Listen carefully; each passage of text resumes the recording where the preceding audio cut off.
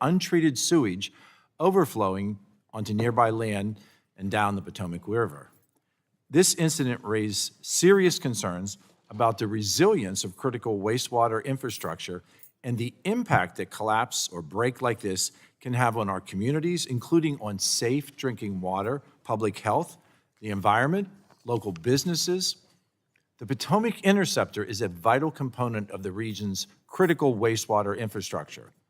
When it failed, it caused over 240 million gallons of wastewater to overflow into the Potomac River, threatening water quality, ecosystems, and the health of surrounding communities that rely on this river for recreation, for fish and shellfish harvesting, and safe water drinking water once it has been treated.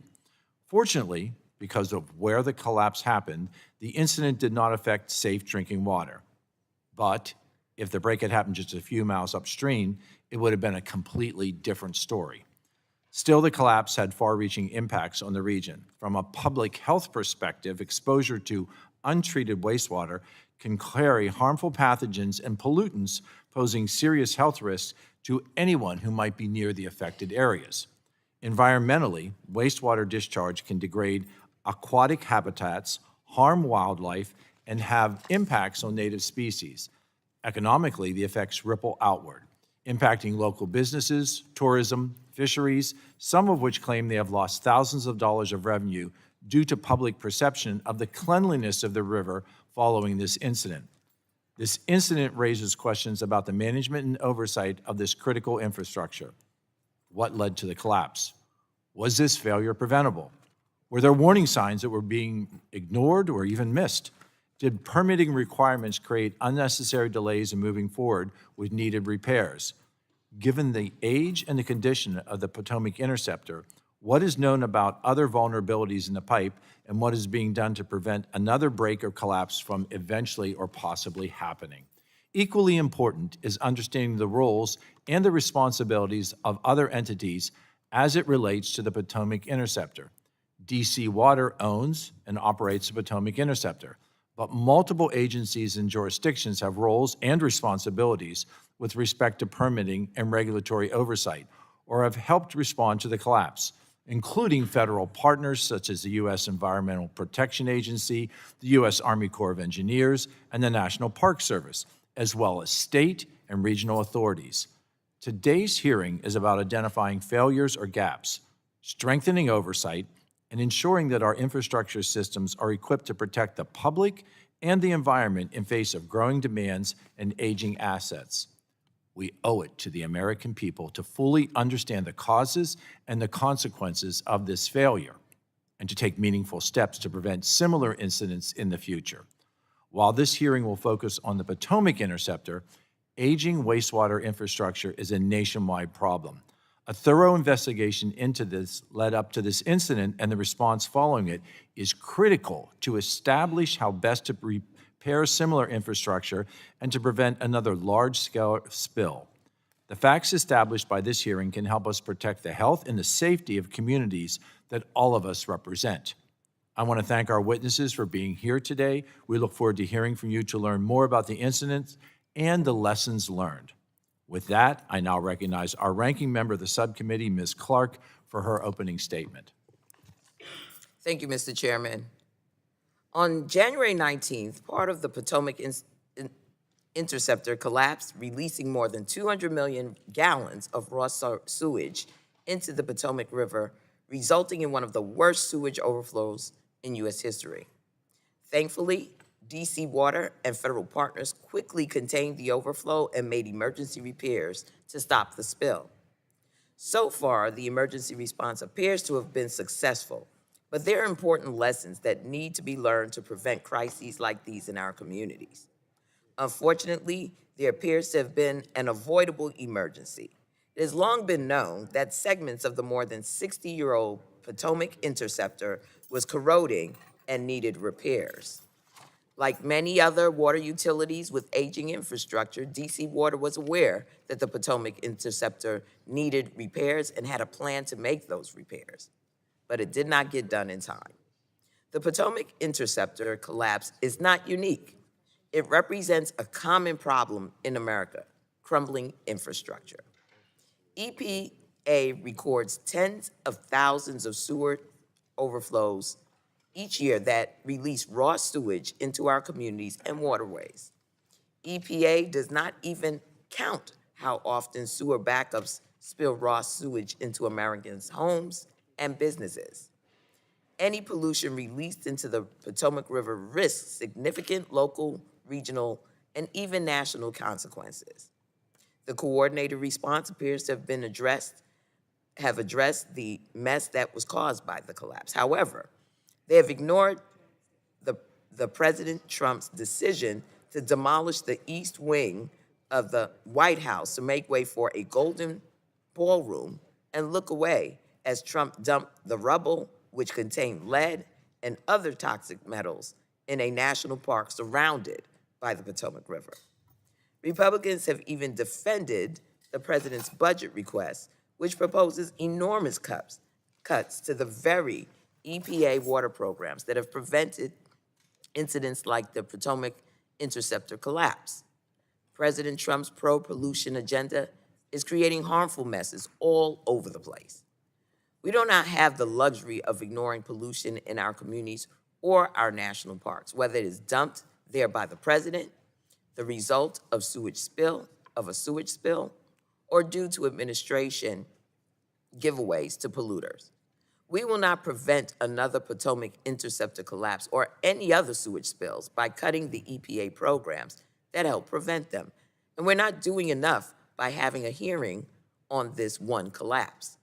We should be having oversight hearings on all the ways that the Trump administration is allowing polluters to make our air and water less healthy, and why the president thought it was okay to knock down a third of the White House and dump it in a public park. This is only the 10th hearing in the Oversight and Investigation Subcommittee this Congress, and this is only the 3rd hearing in this subcommittee this year. With that, Mr. Chairman, I yield back. Thank you. The gentlelady yields. The chair recognizes the chairman of the full committee, Mr. Guthrie, for 5 minutes for an opening statement. Thank you. Good morning. Good morning to everyone, and thank you, Chairman Joyce, for convening this supporting hearing. Thank you, Ranking Member Clark. We appreciate it. Also want to thank our witnesses for being before us today as we examine the Potomac Interceptor collapse and its consequences for public health, environmental safety, and infrastructure reliability. The collapse of this critical wastewater system was not a minor incident. It resulted in the release of more than 240 million gallons, the equivalent of roughly 360 Olympic-sized swimming pools of untreated sewage into surrounding land and into the Potomac River, which is a vital resource for the National Capital Region. This event raised serious public health concerns, disrupted ecosystems, and highlighted vulnerabilities in aging infrastructure that serve millions of Americans. While emergency actions eventually contained the overflow of wastewater and repaired the pipe, and remediation efforts are still underway, significant questions remain about what was known about the condition of the pipe leading to the collapse, what was being done to address known vulnerabilities to the pipe, and whether there are other similar or more urgent vulnerabilities in other sections of the 50-mile pipe. A key question today is whether there are lessons learned that can be applied moving forward to prevent something like this from happening again. Incidents like this erode public trust, just as fraud undermines confidence in federal health programs. Failures in critical infrastructure undermine confidence in the systems Americans rely on every day. When infrastructure fails at this scale, consequences extend far beyond the immediate area. They can impact public safety, environmental resilience, and economic activity. Today's hearing is about oversight, accountability, and ensuring good stewardship of essential systems that the public relies on. Doing so ensures that infrastructure systems are properly maintained and risks are addressed proactively. I look forward to hearing from our witnesses and working towards solutions that strengthen oversight and protect our communities. With that, Mr. Chair, I'll yield back. Thank you. The gentleman yields. The chair recognizes the ranking member of the full committee, Mr. Pallone, for 5 minutes for an opening statement. Thank you, Mr. Chairman. The January collapse of a segment of the Potomac Interceptor led to hundreds of millions of gallons of wastewater flowing into the Potomac River. And while the collapse did not threaten the capital's drinking water supply, this is yet another reminder of our nation's aging infrastructure and the risks of failing to address it. This hearing is an opportunity for us to examine what happened here and how we can work to prevent and address infrastructure failures across the country. The Potomac Interceptor collapse received lots of attention due to its size and proximity to the nation's capital, but many of our nation's towns and cities continue to experience similar issues as infrastructure ages. Decades of underinvestment in our water systems have created a vicious cycle that plays out beneath our feet and out of sight. The reality is that addressing aging infrastructure requires resources and attention that it does not always receive. So the EPA most recent needs assessment found a massive shortfall. Water utilities need more than $150 billion just to repair aging pipe systems like the Potomac Interceptor that transport sewage to waste treatment facilities. And I ask, if I could, Mr. Chairman, unanimous consent to enter into the record the President's 2027 budget request for EPA and EPA's most recent Clean Watersheds and Drinking Water Needs Survey. No objection, so ordered. Thank you, Mr. Chairman. But despite these clear needs, just last month, we watched Republicans on this committee nod along as EPA Administrator Zeldin argued for the massive cuts to water infrastructure funding included in Trump's 2027 budget request. That budget request calls for an 86% cut to the Drinking Water State Revolving Fund, which helps water systems access low-cost financing for needed upgrades like replacing lead service lines and upgrading treatment technology. Trump's budget calls for an even larger 90% cut to the Clean Water State Revolving Fund, which provides essential support for wastewater and stormwater projects that protect public health. Overall, the President's budget requests a 67% cut to EPA's Office of Water, meaning water infrastructure would receive less funding and communities will continue to grapple with aging infrastructure and contaminants. Now, America's water systems are struggling, and Trump's budget proposals would only make that worse. EPA did good work in helping to address the serious issues created by the Potomac Interceptor collapse, but an effective emergency response does nothing to prevent future incidents. Unfortunately, massive cuts to EPA programs that help prevent water infrastructure from failing would almost guarantee a future with more emergencies where EPA simply lurches from one preventable water crisis to the next. Trump has made crystal clear what his priorities are. While Americans struggle to make ends meet, Republicans are planning to give $1 billion in taxpayer dollars to Trump for the White House ballroom that he touted would be privately funded. When Trump was asked how the economic toll on American weighs on him, he responded, and I quote, I don't think about Americans' financial situation. So his reckless war of choice against Iran has now racked up about $30 billion in direct costs and countless more in damage to our economy and expense to Americans at the grocery store and the gas pump. And now the Trump administration has created a $1.8 billion slush fund to pay off Trump's friends and followers, potentially including those who stormed the Capitol and assaulted Capitol police officers. So the president has proven time and time again that his priorities are not in the best interest of the American people. Rather than gutting our water infrastructure programs, we should be investing in them so that incidents like the Potomac Interceptor collapse are less common than they already are. But that's not what's happening with this president and this administration. They simply don't care about infrastructure or about the public's financial situation. It's unfortunate, and hopefully we can change that. And with that, I yield back the balance of my time, Mr. Chairman. The gentleman yields. That concludes members' opening statements. The chair would like to remind members that pursuant to the committee rules, all members' written opening statements will be made part of the record. We want to thank our witnesses for being here today and for taking the time to testify before the subcommittee.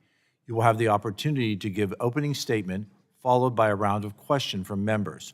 Our witnesses today are Jessica Kramer, Assistant Administrator, Office of Water, U.S. Environmental Protection Agency. Colonel Francis Pera, Commander, U.S. Army Corps of Engineers, the Baltimore District. And Edward Wenshoff, Acting Superintendent, Chesapeake and Ohio Canal, National Historic Park, National Park Service, U.S. Department of Interior. We appreciate all of you being here today, and I look forward to hearing from you. You are aware that this committee is holding an oversight hearing, and when doing so, has the practice of taking the testimony under oath. Do you have any objection to testifying under oath? Seeing no objection, we'll proceed. The chair advises you that you are entitled to be advised by counsel pursuant to House rules. Do you desire to be advised by counsel during your testimony today? Seeing none, please rise. Raise your right hand. Do you promise to tell the truth, the whole truth, and nothing but the truth? So help you God. Seeing the witnesses have all answered in the affirmative, you are now sworn in and under oath, subject to the penalties set forth in Title 18, Section 1001 of the United States Code. You may be seated. With that, I now recognize Assistant Administrator Kramer for 5 minutes to give an opening statement. Good morning, Chairman Joyce, Ranking Member Clark, and members of the subcommittee. My name is Jess Kramer, and I'm the Assistant Administrator for the Office of Water at the U.S. Environmental Protection Agency. Thank you for the opportunity to testify today about EPA's role in leading a successful, coordinated federal response to the Potomac Interceptor collapse. On May 6th, the federal government completed its remediation of the Potomac Interceptor collapse area and fully demobilized its presence on site. The goal of this federal assistance was to expeditiously remediate the collapse site and surrounding area. I'm proud of the work EPA, along with our federal partners, did to ensure this was completed in time for the America 250 festivities and deliver on the agency's commitment to restore the Potomac to pre-collapse conditions. Throughout this process, EPA maintained open and transparent lines of communication with our partners at all levels and with the public. As you are likely aware, several weeks ago, the Department of Justice, on behalf of the EPA, also filed a civil complaint in federal court against DC Water and the District of Columbia for Clean Water Act violations. In keeping with long-standing agency practice, EPA does not comment on pending litigation. The Potomac Interceptor is a sanitary sewer line managed by DC Water that conveys up to 60 million gallons of wastewater every day from parts of Virginia and Maryland to DC Water's Blue Plains Advanced Wastewater Treatment Plant. On January 19th, 2026, a portion of the pipe, which was 72 inches in diameter, collapsed, causing an estimated 240 million gallons of raw, untreated sewage to flow into the Potomac River. Following the collapse, EPA's Mid-Atlantic Regional Office, Region 3, performed inspections in coordination with state and local partners and issued a Clean Water Act Section 308 information request to DC Water. EPA took on a heightened role in coordinating and leading the federal response to the collapse in mid-February, when DC Mayor Muriel Bowser declared a public emergency and requested federal assistance to address the pipe collapse. President Trump immediately approved Mayor Bowser's request and, on February 21st, 2026, assigned EPA as the lead federal agency to respond to the emergency. I was designated as the senior response officer overseeing the effort. Senior officials at EPA, including Administrator Zeldin and myself, have been consistently engaged and on-site as appropriate. Throughout the repair and remediation process, EPA actively coordinated with partners at all levels to ensure appropriate and expeditious measures were utilized to protect public health and prevent additional overflows. For example, the Army Corps of Engineers installed a wastewater diversion system which allowed crews to remediate the collapse through wet weather while mitigating further contamination from stormwater runoff. Additionally, federal partners led the remediation and rehabilitation of soil impacted by the overflow, with soil sampling beginning on March 9th, 2026. Thanks in part to the coordinated federal actions on site, wastewater flow was returned to the Potomac Interceptor on March 14th, a full week ahead of projected schedule. This allowed the focus of ongoing work to fully center on the remaining environmental remediation. EPA continued to lead the federal components of that remediation in coordination with FEMA, the U.S. Army Corps of Engineers, the National Park Service, and other federal partners. Remediation and rehabilitation activities included water and soil sampling, raking and removing contaminated material, including sewage-impacted soils, covering disturbed soil with seed mix and erosion control blankets, removing branches, fallen trees, brush, and debris, and flushing the C&O Canal with fresh water from the Potomac. Additionally, on March 16th, EPA assumed responsibility for water quality sampling previously conducted by the DC Department of Energy and Environment. The daily sample results were processed at EPA's Environmental Science Center located at Fort Meade, Maryland. The results for each day's sampling were evaluated, quality assured, before being posted on posted publicly on DOEE's Potomac Interceptor monitoring webpage. A top priority for EPA throughout this response was ensuring continued drinking water safety. Fortunately, the sewage overflow occurred downstream of the Washington Aqueduct's primary drinking water intake. In addition, other than the aqueduct's secondary intake, which has been closed since fall of 2025, there are no other drinking water intakes along the Potomac River downstream of the overflow site. As a result, the overflow did not significantly threaten safe drinking water. From the onset of this response, we made clear that EPA would be on the ground working at full speed until the Potomac Interceptor site and surrounding area were fully remediated. Thanks to President Trump's decisive action and leadership and a coordinated effort across federal agencies, we kept that promise and restored the Potomac River to pre-collapse conditions. Thank you again, Chairman Joyce, Ranking Member Clark, and members of the subcommittee for the opportunity to discuss this important issue, and I look forward to answering your questions today. Thank you. With that, the chair now recognizes Colonel Para for his 5 minutes for an opening statement. Chairman Joyce, Vice Chairman Balderson, Ranking Member Clark, and members of the subcommittee, I'm honored to testify before you today on the Potomac Interceptor collapse and to represent the U.S. Army Corps of Engineers Baltimore District, who in addition to responding to the collapse, has command responsibility for the Washington Aqueduct, which has provided safe water to the National Capital Region for more than 165 years. I'd like to deliver a clear bottom line reassurance to this committee and to the public.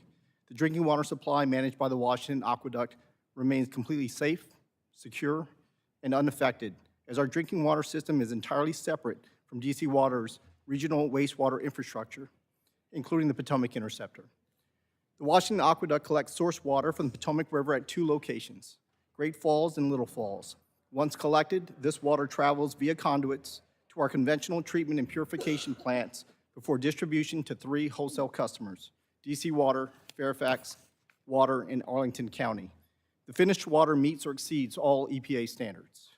The spill from the Potomac Interceptor occurred several miles downstream from our Great Falls intake and several miles upstream from our Little Falls intake. Because our Little Falls intake had been closed since the fall of 2025 due to low seasonal demand, the source water was being drawn exclusively from our Great Falls intake and unaffected by the spill. Our operations team confirmed this immediately after notification that a spill had occurred. To ensure the treatability of water at our intakes, Washington Aqueduct personnel sample and test source water at the intakes frequently.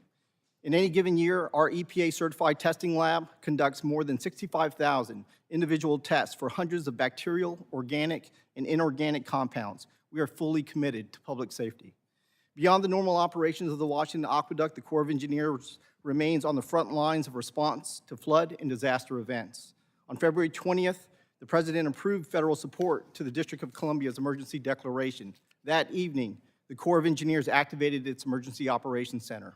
On February 21st, we were walking the ground with our technical response team, emergency contractor, and DC Water. By February 22nd, we designed a stormwater diversion system and had the first components installed by that same evening. We completed the full installation within a week. This diversion system served 2 goals. First, it safeguarded the pumping site, used to divert wastewater while emergency repairs and remediation could proceed. Forecasted rain threatened to inundate bypass operations, and we were there to prevent that. Second, it safeguarded the environment by inhibiting further pollution from entering the Potomac River. We did this by channeling clean stormwater away from the contaminated soil before it entered the Potomac River at a nearby confluence. Under the leadership of the EPA through the mission assignment process of FEMA, Corps of Engineers facilitated the timely remediation of land impacted by the spill by assuming responsibility for 2 of the 4 identified remediation areas. Those areas were known as Areas 2 and 3 and focused on the soil underneath Rock Run Culvert and the downstream creek bank areas where the runoff enters the Potomac River. With a deference to the ecosystem and to public safety, our crews took an almost surgical approach to removing soil in 3-inch layers where visual contamination was present. This material was safely transported to an approved off-site disposal facility. My written testimony contains additional operational details and visual reference of remediations for Areas 2 and 3. The Baltimore District stands prepared to do what the Corps of Engineers does best, provide world-class engineering solutions to our nation's toughest challenges. We look forward to working with the committee on this issue. Thank you, Mr. Chairman and members of this committee. This concludes my statement, and I look forward to answering questions you or the other members may have. Thank you. Gentleman yields. The chair now recognizes Mr. Edward Wenshoff for 5 minutes for an opening statement. Chairman Joyce, Ranking Member Clark, and members of the subcommittee, thank you for the opportunity to discuss the recent break in the Potomac Interceptor sanitary sewer system and the Department of the You might want to Interior's- pull the mic a little closer. The Chesapeake and Ohio Canal National Historical Park contains within its legislated boundary a significant stretch of the Potomac Interceptor, managed by the District of Columbia Water and Sewer Authority, commonly referred to as DC Water. Constructed in the 1960s, the pipeline ranges up to 92 inches in diameter and conveys up to 60 million gallons of wastewater per day to the District of Columbia's Blue Plains Wastewater Treatment Facility. The presence of DC water infrastructure on land administered by the National Park Service is not unique to the C&O Canal Park. Due to the age of the city's infrastructure, a substantial portion of the system lies beneath parkland throughout the district. The NPS has been working closely with DC Water on major initiatives, including the now completed Anacostia River Tunnel Project and the Clean Rivers Project, which spans 3 separate national park units and includes multiple combined sewage overflow projects within Rock Creek Park. On January 19th, 2026, C&O Canal Park staff received notification of an active sewage overflow within park boundaries near the Interstate 495 crossing in Montgomery County, Maryland. The overflow affected an eastbound lane of the Clara Barton Parkway and flowed through parkland, exiting via the historic Rock Run masonry culvert and into the Potomac River. To mitigate further impacts, the NPS permitted DC Water to use a section of the C&O Canal to bypass the collapsed pipe and convey wastewater 4/10 of a mile downstream, where it then was flowed back into the Potomac Interceptor. DC Water started using the canal to bypass the break on January 24th, 2026. DC Water completed temporary repairs, removed the bypass pumps, and returned full wastewater flow to the Potomac Interceptor on March 14th, 2026. Following the interim repair, the NPS, DC Water, the U.S. Army Corps of Engineers, and the U.S. Environmental Protection Agency initiated remediation across 4 defined areas: the stormwater channel, the Rock Run stream and culvert, the Potomac River shoreline, and the canal prism from Lock 14 to Lock 10. Remediation is complete in the first 3 areas and continues in the canal prism. Crews remove contaminated soils in the prism down to the clay liner and deeper in some sections where additional contamination was visible. Work crews are removing soil with hand tools from within the locks and using soap, water, and bristle brushes to scrub and clean the historic masonry. Once remediation is complete, the NPS will work with DC Water on long-term restoration, including replanting of trees and shrubs and understory vegetation, as well as restoring threatened plant species. For resources that cannot be restored, the NPS can seek response costs and damages under Title 54 of the United States Code. We will pursue cost recovery under the special use permit for monitoring and response efforts. The NPS will continue coordinating with DC Water on long-term repair and rehabilitation of the proportion of the Potomac Interceptor located within the legislative boundaries of the C&O Canal Park. Mr. Chairman, this concludes my testimony, and I'm happy to answer any questions you or the subcommittee may have. I thank you all for your testimony, and we will now move to questioning. I will begin and recognize myself for 5 minutes. A question for all 3 of you. First of all, please delineate the timeline of when you were first notified of what occurred on January 19th. Assistant Administrator Kramer, when was the EPA notified? The EPA was notified on January 19th. Colonel Perro, when was the Army Corps notified? Chairman, the Army Corps was notified on January 19th. And when was the, Mr. Wenshoff, when was the National Park Service notified? National Park Service was notified on the evening of January 19th. So knowing that you were all notified on the day that the actions first were witnessed to occur, what were your first initial actions? Assistant Administrator Kramer. Chairman, inspectors from our Region 3 office were on site the next day on January 20th. Colonel Perro, when was the Army Corps on site? Chairman, our operations department for the Washington Aqueduct was on site within an hour of notification. Our initial look was at the intakes, so we checked 2 intakes, one at the Great Falls intake and the second at Little Falls, just to validate that we had a level of contamination that was either non-existent or at a treatable level. Mr. Wenshoff, when was the National Park Service on site? The United States Park Police were on site around the time of the break on the 19th, and then National Park staff from the park went down on the 20th.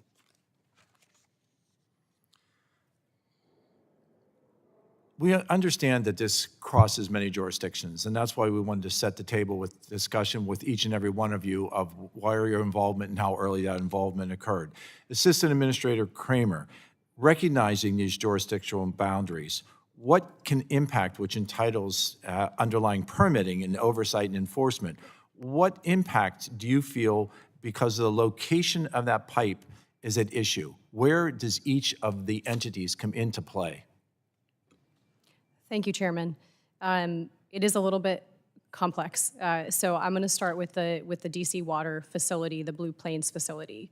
Because that is in the District of Columbia, EPA is the permitting authority under the Clean Water Act, Section 402, which is the authority that we EPA issue NPDES, National Pollutant Discharge Elimination System permits.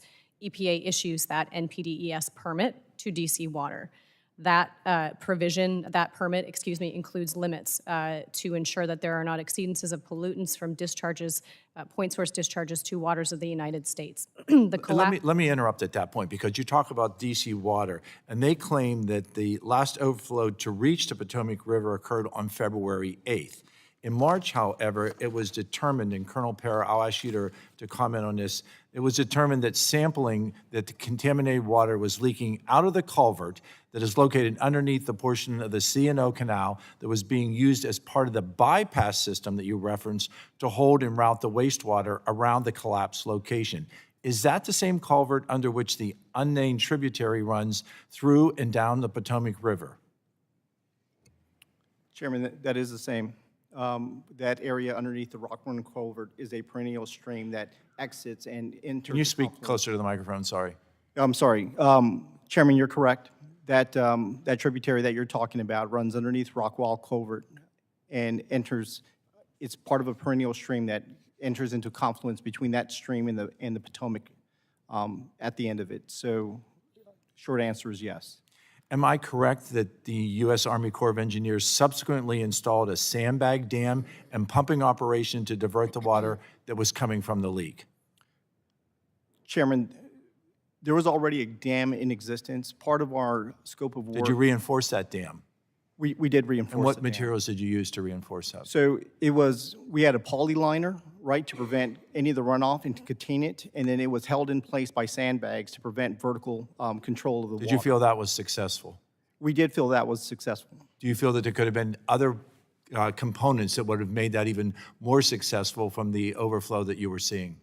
The overflow that we were trying to control with the original establishment of that dam was really for the cleaning effort of the Rockwall Culvert. So that goes back to the detergent and brushing that Mr. Wenshoff talked about underneath the culvert as part of our scope. Once we determined that there was also a leak coming from the C&O Canal into that culvert, a couple of things happened. One, we controlled the water coming from the far side and piped it through the culvert so it didn't run within the culvert and then out to the perennial stream. That was the first measure to control wastewater coming out. The second one was installing a bypass pump. So once we pretty much collected the water underneath the culvert in that containment polyline system, we pumped it from there back into a contaminated stream within the C&O Canal. Do you feel that those measures protected that perennial stream? I feel like they did. Do you feel that additional measures could have even protected it to a greater extent? At that point, Chairman, I think that we took the best measures we could based on the environment that was as it existed that day and the tools that we had available. I'm not sure that there was another option available. My time has expired. I now yield to the ranking member, Ms. Clark, for her 5 minutes of questioning. Thank you very much, Mr. Chairman. We cannot ignore the disasters happening in our communities, our national parks, or the White House. We do not have the luxury to think small. We must see the Potomac Interceptor collapse and place it in the larger context of our country's aging infrastructure and an administration's actions that put polluters over people, so that we can act on the lessons learned.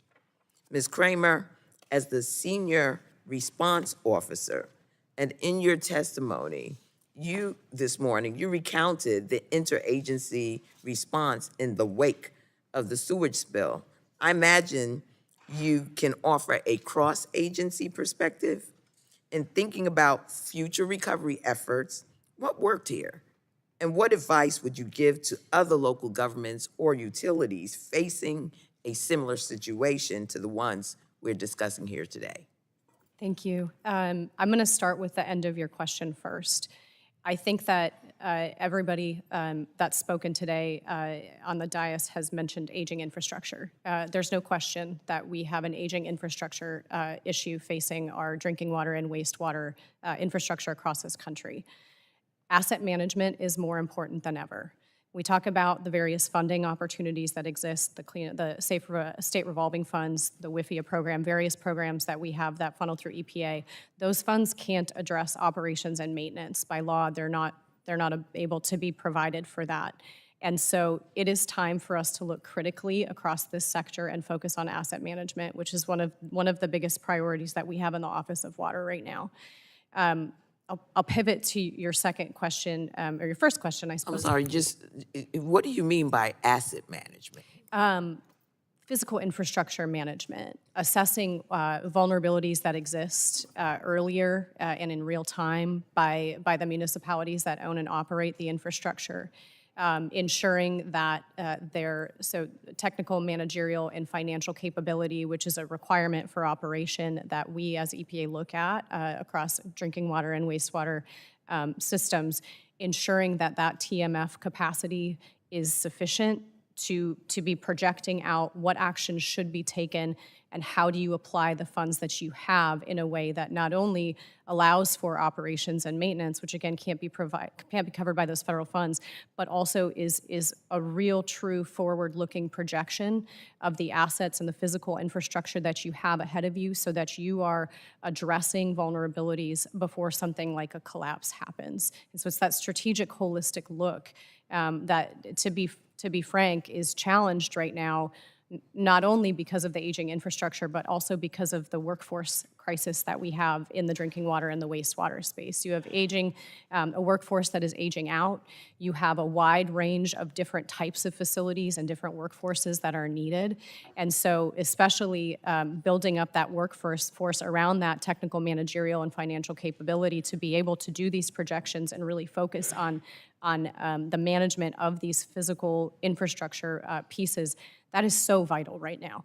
And so this is a critical moment for us to be having that discussion, and for us in the Office of Water at EPA to be really focused on that through the training and technical assistance that we provide. Thank you. Luck played a large part in keeping DC's drinking water safe.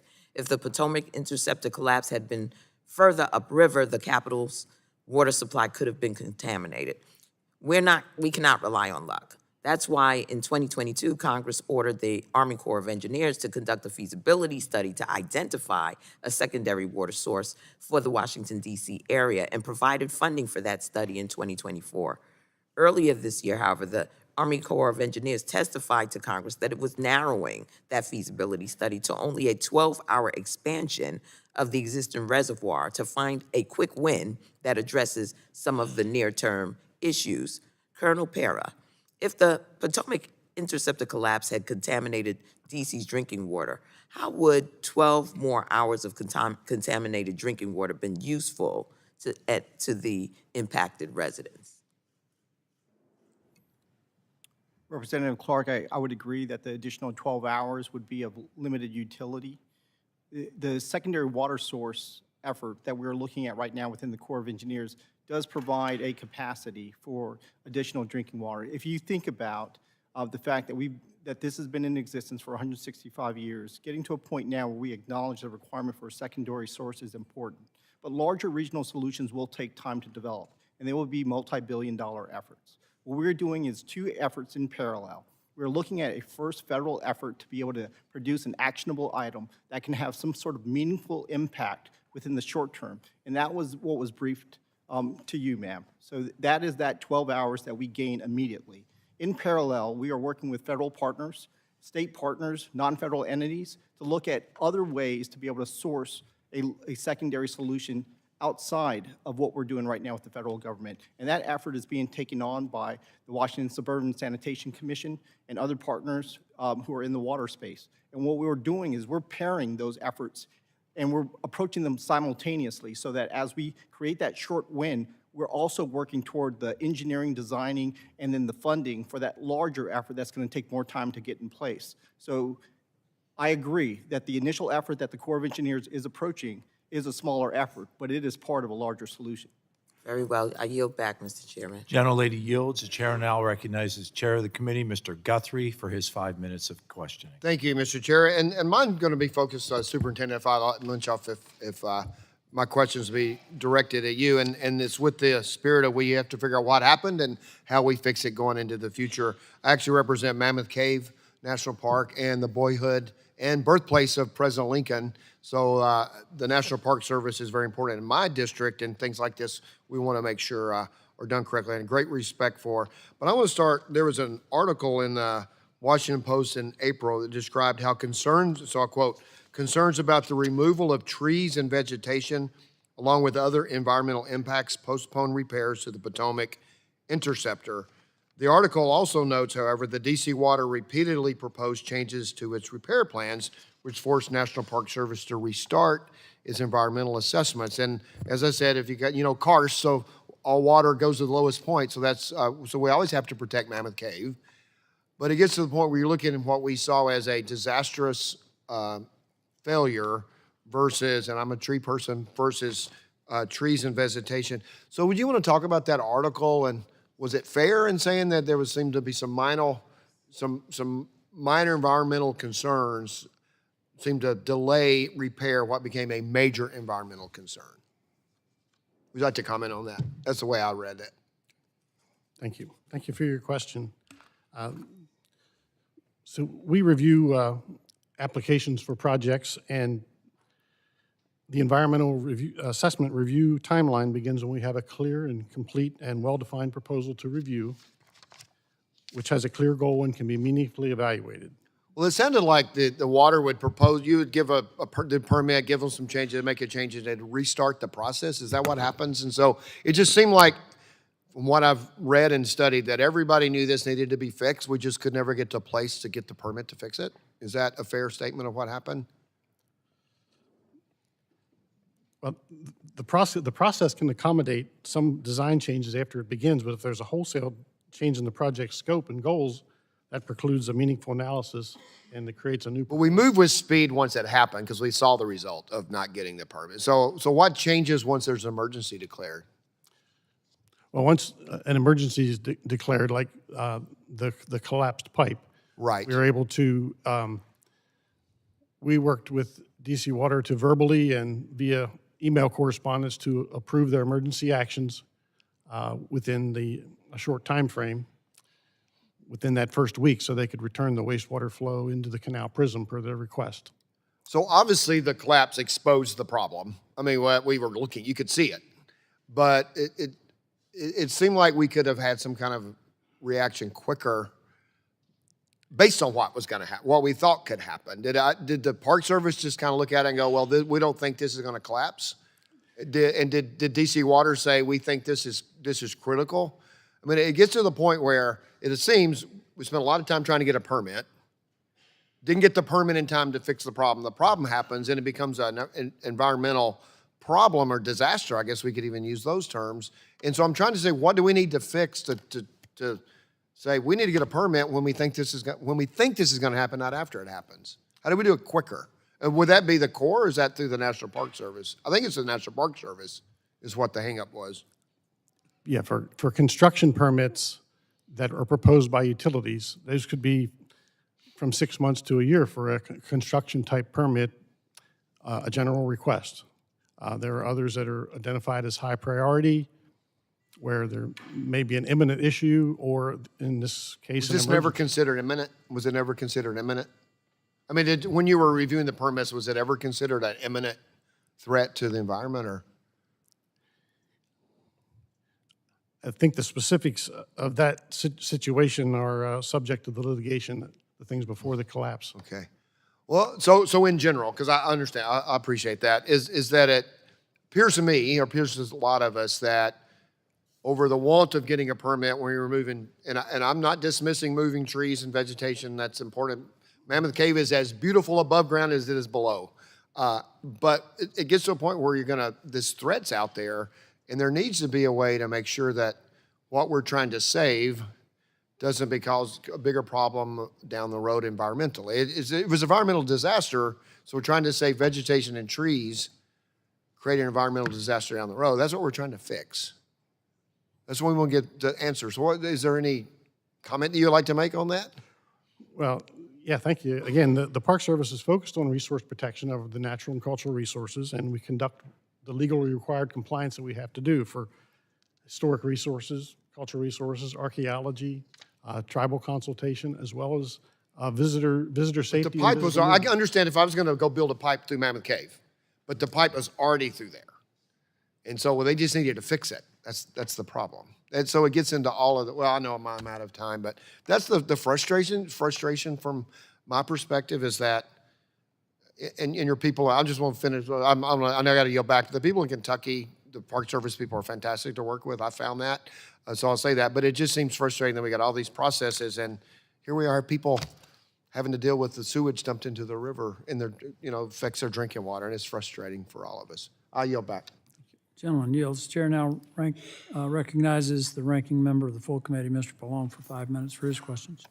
Thank you, Mr. Chairman. The Potomac Interceptor collapse is an unfortunate reminder of our aging water infrastructure, much of which desperately needs increased investment to help pay for repairs and system upgrades. And Trump is ignoring these needs and putting our infrastructure at greater risk while prioritizing his ballroom and this latest corrupt slush fund to pay off his followers, including those who stormed the Capitol. His proposed budget would gut the clean water and drinking water state revolving funds that provide water systems with resources to make necessary repairs and improvements. And our water systems need more support, not less. Otherwise, incidents like the Potomac Interceptor collapse will only become more common and communities will be left cleaning up the mess. My question is to Ms. Kramer. EPA's last needs assessments collectively found that more than $1.2 trillion is needed to improve and repair our water systems. Is that correct? I believe so, yes. And then Trump's budget request for the next fiscal year proposes an 86% and 90% cut for the drinking water and clean water state revolving funds. Is that correct? That amount does not include the congressionally delegated spending. And also, I think it's important to offer one of the pieces of information that I've learned over the last few weeks is that there is approximately $14.8 billion of excessive uncommitted funds in both the drinking water and the safe drinking water and clean water SRF. And what that means is that the money is getting to the states, but the states aren't getting it out the door. And so excessive uncommitted funds are categorized as those funds that have been sitting essentially in the state coffers for a year or greater. And so with respect to the amount that we have determined is sitting there, that is a huge priority under Administrator Zeldin's leadership, that we are going to work with the states to get that money out the door, because it doesn't do any good to get the money to the states if the states aren't actually getting it out to the communities that need it. All right, thank you. Now, EPA's own assessment found water systems need billions more than they currently get. So how are water systems going to make needed capital investments if the president's budget nearly eliminates the EPA program that helped meet that need? So I think exactly what I was just talking about. We need to ensure that the money that is in the state coffers and continues to go out to the states actually gets from the state program into the drinking water and wastewater system's hands. And so we've been doing a robust analysis, not only of the clean water and drinking water SRF, but also of the lead service line replacement grant dollars that have gone out. We're doing the same kind of assessment for the Emerging Contaminants Small and Disadvantaged Communities grant program. And so ensuring that the dollars that are already there, the dollars that are ready and able to go out to those communities get there, so that they can not only be making those capital improvements that are necessary, but also ensuring that we're pairing that with the technical assistance initiative that I was referencing when I was speaking with the ranking member before about ensuring that communities have the technical, managerial, and financial capability to understand how to apply those funds. Well, I appreciate that, and I'm not suggesting you shouldn't do that, but I still think that we're never going to get to anywhere near this $1.2 trillion that's needed, that you said is needed to improve and repair our water systems. And, you know, the problem is that Trump's proposals, its cuts go far beyond simply suggesting cuts. It actually guts some of these programs. So like it or not, if you really want to prevent incidents like the Potomac Interceptor collapse from happening, you just can't cut infrastructure investments. And I understand you get some of that state money out. I appreciate it. But cutting infrastructure investments, in my opinion, only leads to a future where more of our water systems are at risk and communities are left cleaning up the mess. And I just think that with when you look at Trump's budget, it's not only, it goes way beyond whatever money you're going to, get that's already out there. I mean, I think we need more funding if we're ever going to get to address this $1.2 trillion in funding that you say that we need. So again, I appreciate everybody's input today. This is certainly an important hearing, but there's a lot more that needs to be done, and providing more funding at the federal level is clearly an important part of that. So thank you, Mr. Chairman. I yield back.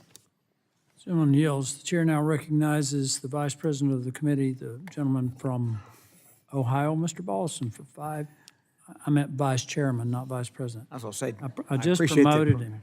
promotion, Chairman. Thank you, Mr. Chairman. Recognized for 5 minutes.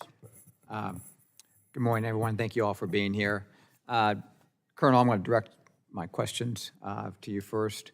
Your testimony notes that the Washington Aqueduct's regional drinking water supply, which produces drinking water for approximately 1 million people in D.C.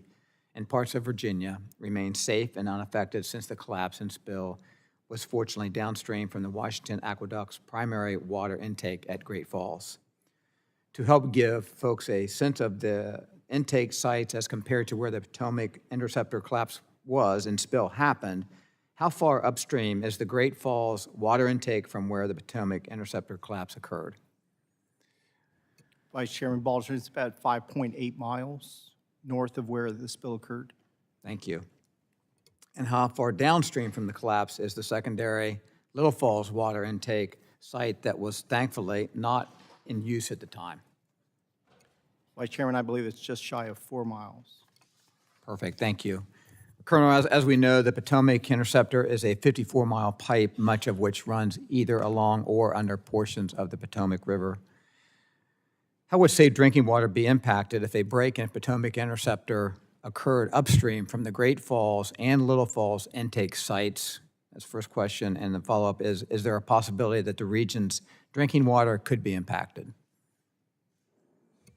Vice Chairman, I think the short answer is there is a possibility that the drinking water could be impacted. However, we have had recent events starting in 2024 when an algae bloom happened around July 3rd that really kind of set in motion a very cooperative level of communication among water utilities along the breadth of the Potomac River. And as we identify risks to that, what we've learned is that getting the water to a treatable level is a top priority.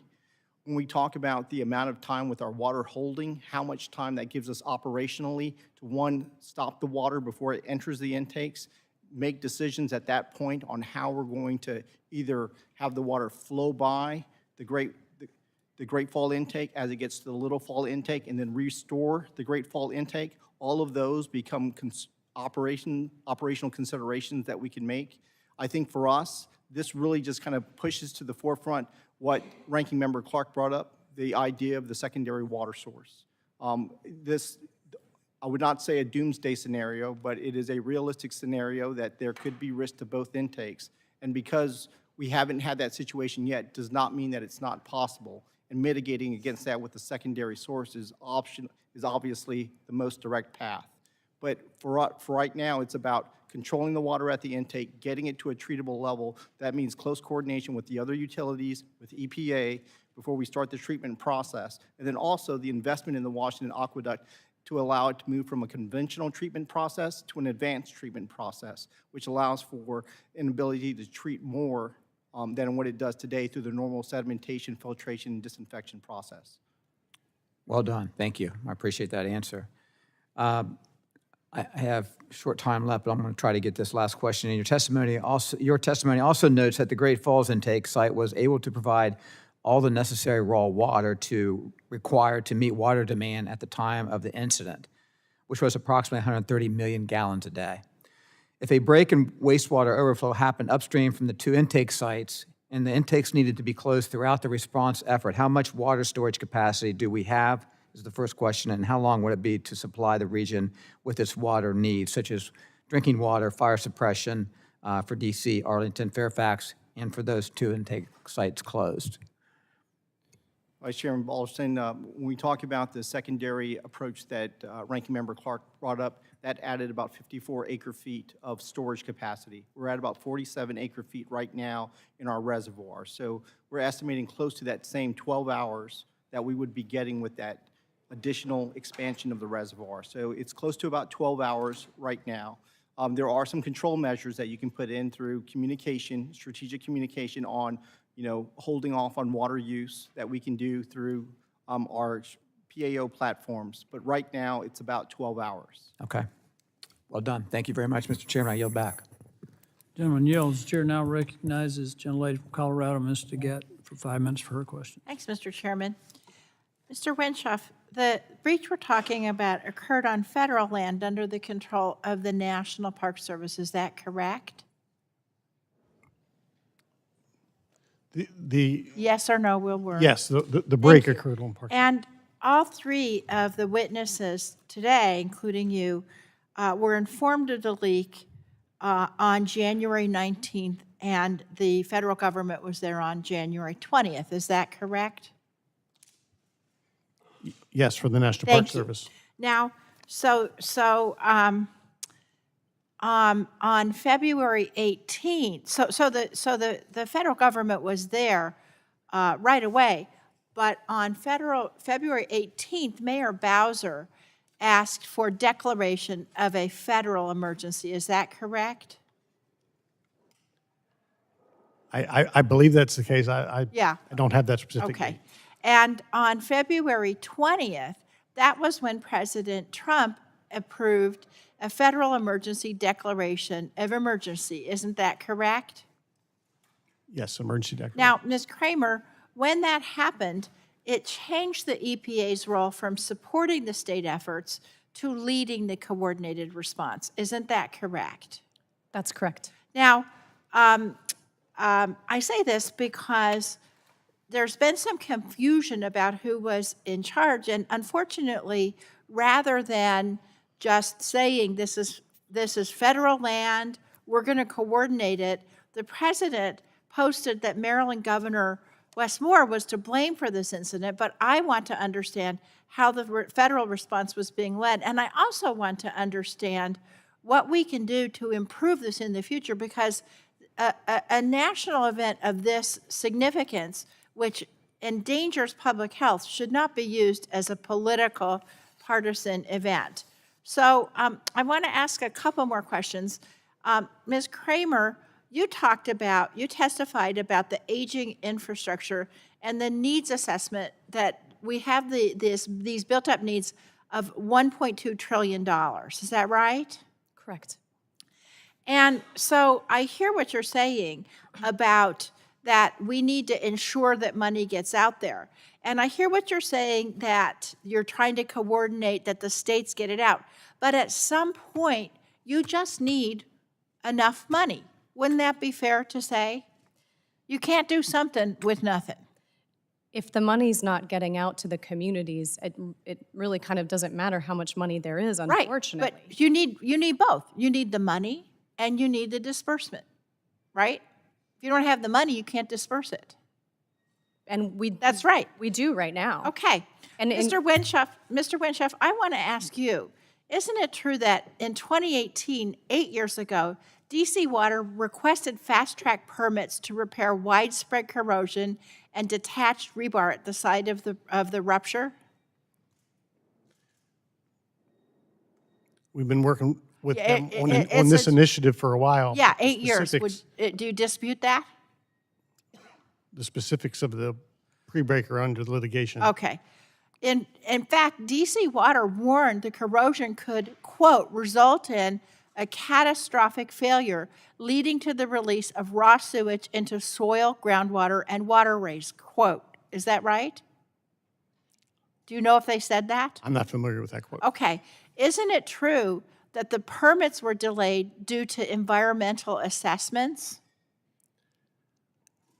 Again, that part of this pre-break is under litigation, and I'm not Okay. able to talk At on the that. time of the pipe rupture, those EAs still had not been completed. Is that right?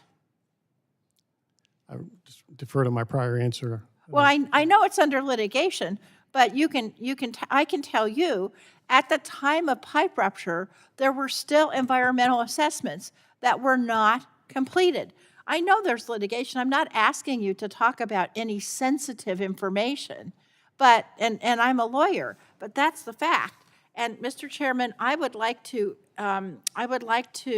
unanimous consent to place in the record an article from the Washington Post dated April 2nd, 2026, which is entitled Catastrophic Sewage Spill Followed Years of Delay on Repairs Post-Review Fines. So ordered. Thank you. So let me just say, 8 years is too long to wait for an environmental assessment. And I say this in a nonpartisan way because over those 8 years, we had Democratic and Republican administrations. And one thing, Mr. Chairman, we need to do is we need to figure out how to speed up environmental assessments so that we can make sure we don't have these kinds of ruptures that are endangering public health. And with that, I yield back. Gentlelady yields. The chair now recognizes Mr. Palmer for his 5 minutes of questioning. For the benefit of the committee, the EPA expended $6.2 billion for water and wastewater systems in 2025 of the 50-plus billion that was in the Infrastructure Investment Act, which brought the total expended up to a little over 31 billion, I think. Ms. Kramer, Mr. Wisenhoff, Colonel Para, were any of you made aware of the risk, potential collapse on the Potomac Interceptor line prior to the collapse? No. No. So no one talked to you about that there were potential breaches, that the line had been degraded, and that repairs were needed because there was a potential breach. So you all answer no. When did you learn that there was a problem? Was it before or after the breakdown of the line, Ms. Kramer? EPA was notified on the evening of January 19th. So after the breach. Correct. Colonel Para. The Army Corps of Engineers via the Washington Aqueduct was notified on the evening of January 19th by WSSC. Mr. Wenchkoff. The National Park Service was advised on the evening of the 19th to the U.S. Park Police. Should you have been informed that there was a potential breach, that the line was so degraded that there was potential for a breach in the line? Ms. Kramer? I believe that there was a reconstruction plan that had previously been. No, I'm asking you, because if you had knowledge of a construction plan, that would indicate that you knew there was the potential for a problem. You said that you didn't know that. So what I'm asking now is, because you testified you didn't know, should you have been informed prior to this? Me personally, probably, yes. Colonel Para. I believe as part of the Washington Aqueduct, working as part of the water community and working with members of the wholesale customer board, I believe there is an understanding that if anything was threatening the water supply, that would be. You should have been informed. Yes, sir. Mr. Wenchkoff, this is particularly important with you. you testified that you were not informed, you were not made aware of potential problems or the potential breach of the line. Should you have been informed prior to that happening? As I mentioned in my testimony, we've been working on a lot of initiatives with DC Water over the last several years. I would have to take questions back to follow up At any point, on. did they tell you that the line was so specifics. degraded that there was the potential for a breach? Not a potential for a breach. We're working on rehabilitation permits. Okay, I think this is the famous movie line, a failure to communicate, because this could have been avoided had everyone been on this panel been informed and had the opportunity to take some action, either the funding, if funding was necessary. I don't know that funding was needed for this, but action was certainly needed in coordination with relevant parties. But it didn't happen. Administrator Kramer, what actions has the EPA taken to respond to the release of sewage from the Potomac Interceptor, particularly in the river? EPA itself did a number of actions pursuant to the emergency declaration. EPA provided technical assistance on site. EPA conducted contaminated soil removal. EPA also conducted water quality sampling as well as soil sampling. But we still have some problems. Do you have a potential timeline for getting this cleaned up? So the remediation of all areas except for the C&O Canal itself, which still has some, I believe, still has a limited amount of remaining contaminated soil in it.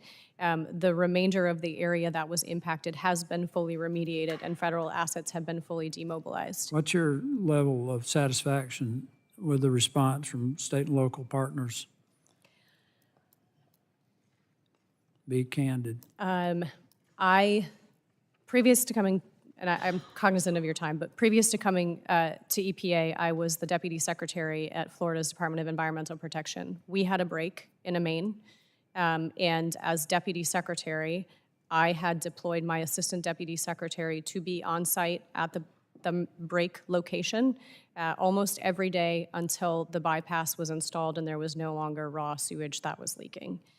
I felt in my capacity in that position that was the appropriate amount of attention and detail that was needed in that situation. I found it very interesting that Maryland, given that they have jurisdiction over the Clean Water Act, Section 402 specifically, they have primacy, so any unpermitted discharges into waters of the United States, such as what happened here, I found it interesting that at least what I was aware of, it was not that level of attention.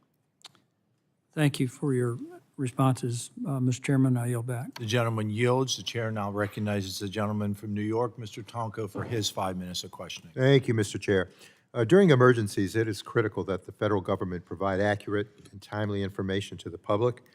Unfortunately, this administration has a history of doing the opposite, including after the collapse of a segment of the Potomac Interceptor. Less than 1 month after the collapse, President Trump took to social media to hurl insults and baseless accusations at his political opponents. At the time, DC Water and its federal partners were still in the early stages of their response. Mr. Chair, I request unanimous consent to enter into the record these February 16th and February 17th of 2026 Truth Social posts from President Trump. So ordered. I appreciate that. I would like to go through some of what the President thought was important and appropriate to say at this time and see if your understanding of the facts lines up with his. Ms. Kramer, you were assigned as EPA's senior response officer for the Potomac Interceptor collapse a few days after the President's tirade. In his February 17th post, President Trump said that, and I quote, "This is a radical left-caused environmental hazard." Is it EPA's position that the radical left caused the 60-year-old pipe to collapse?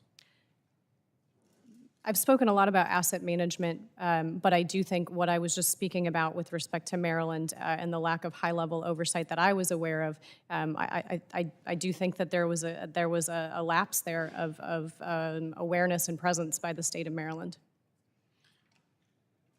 But to blame the radical left for the corrosion or calcification of the collapse?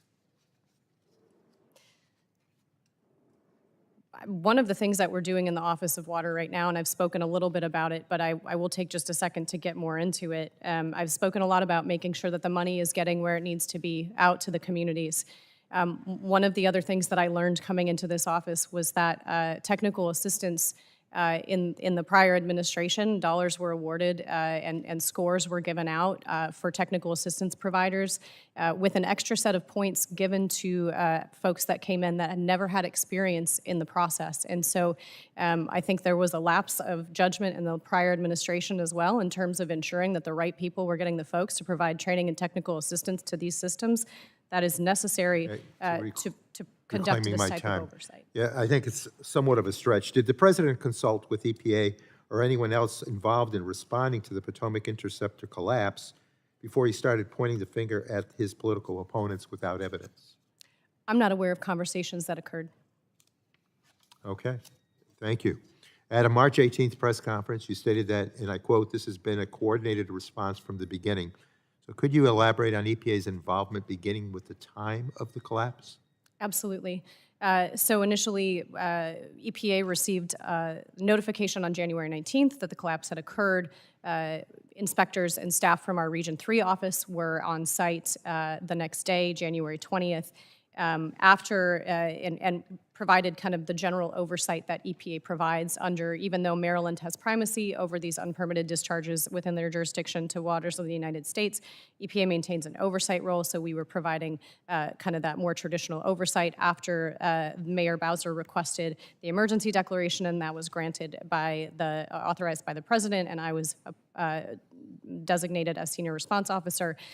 We started using what is kind of the typical, what I would say is kind of the typical process where FEMA, and Colonel Para spoke to it earlier, FEMA provides mission assignments, and then, that's how we kind of fulfill and obligate out which agencies are doing what, scope of work, mission assignment, potential costs, approval process. Okay, reclaiming my time because we have very little here. At the same press conference, you stated that, I quote, "Public communication has been critical to transparency and restoring public confidence." Did the president's post on Truth Social provide any benefit to the cleanup efforts or restoring public confidence? It certainly brought attention to the issue and made clear that the federal government was going to be stepping up to the plate. That statement ensured that the federal government would be involved. I thought it was condemnation, really. How did it show confidence and restore public support? The Truth Social post indicates that it had gotten the attention of the highest levels of government in this country, and there were going to be federal actions that would be approved. The emergency declaration requested by Mayor Bowser would be authorized. Restoring my time. Mr. Weshoff, the president called this a sewer line breach in Maryland and blamed one of the political rivals, the governor of Maryland, but the breach actually occurred on federal land under the control of the National Park Service. Is that not correct? Yeah, the Potomac Interceptor is located on National Park Service land. Yeah, well, hurling insults and accusations during an emergency simply don't help anyone or actually fix the problem. It's shameful, I think, that the president repeatedly used emergencies and crises as opportunities to try to score political points rather than help the people and fulfill the obligations of his office. And with that, Mr. Chair, I yield back. Gentleman yields. The chair now recognizes the gentlelady from Tennessee, Dr. Harshberger, for her 5 minutes of questioning. Thank you, Mr. Chairman, and thank you to the witnesses for being here today. Mr. Winchcop, for any type of infrastructure that traverses MPS property, what types of permits are needed to access or interact with this infrastructure, and what does the process look like?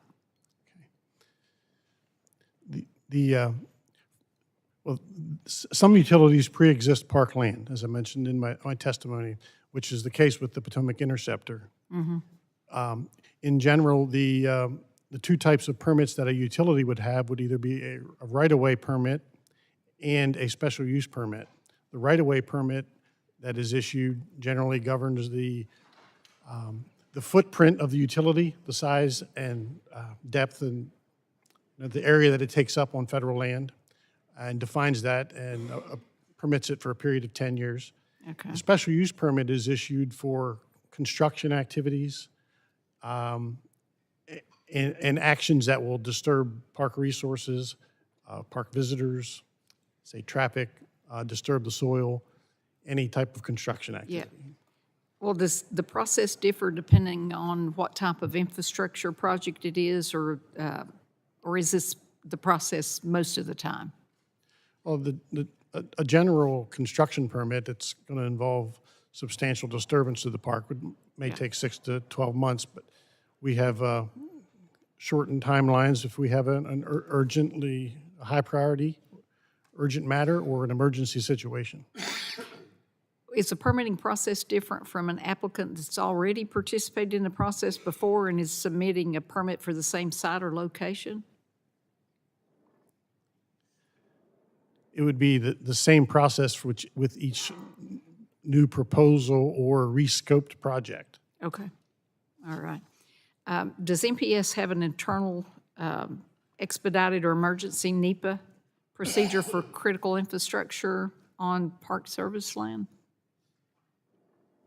Like an internal expedited or emergency NEPA procedure? Yes, in the case of the response, that's how we're doing the NEPA after the fact.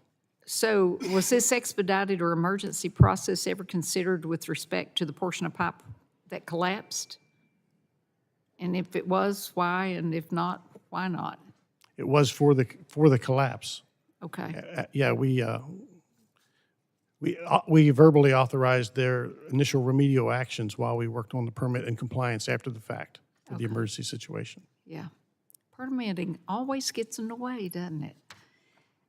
Assistant Administrator Kramer, how did the issuance of an emergency declaration allow for increased access to resources and a more expedited cleanup process? On the resources front, it allowed for additional deployment under FEMA's kind of standard normal process. Again, back to the mission assignments and scope of work and funding and the split of 75% versus 25% cost share. In terms of what it allowed us to do on site, it allowed us to undertake remediation actions concurrently with the emergency repair that was happening with the collapse. Had there not been the access to federal resources, both dollars and people, the cleanup was projected to go sequentially as opposed to concurrently, and so we were able to move much more quickly. Okay, very good. Well, Mr. Chairman, I yield back on that. General Lady yields. The chair now recognizes the gentlewoman from New York, Ms. Ocasio-Cortez, for 5 minutes of questioning.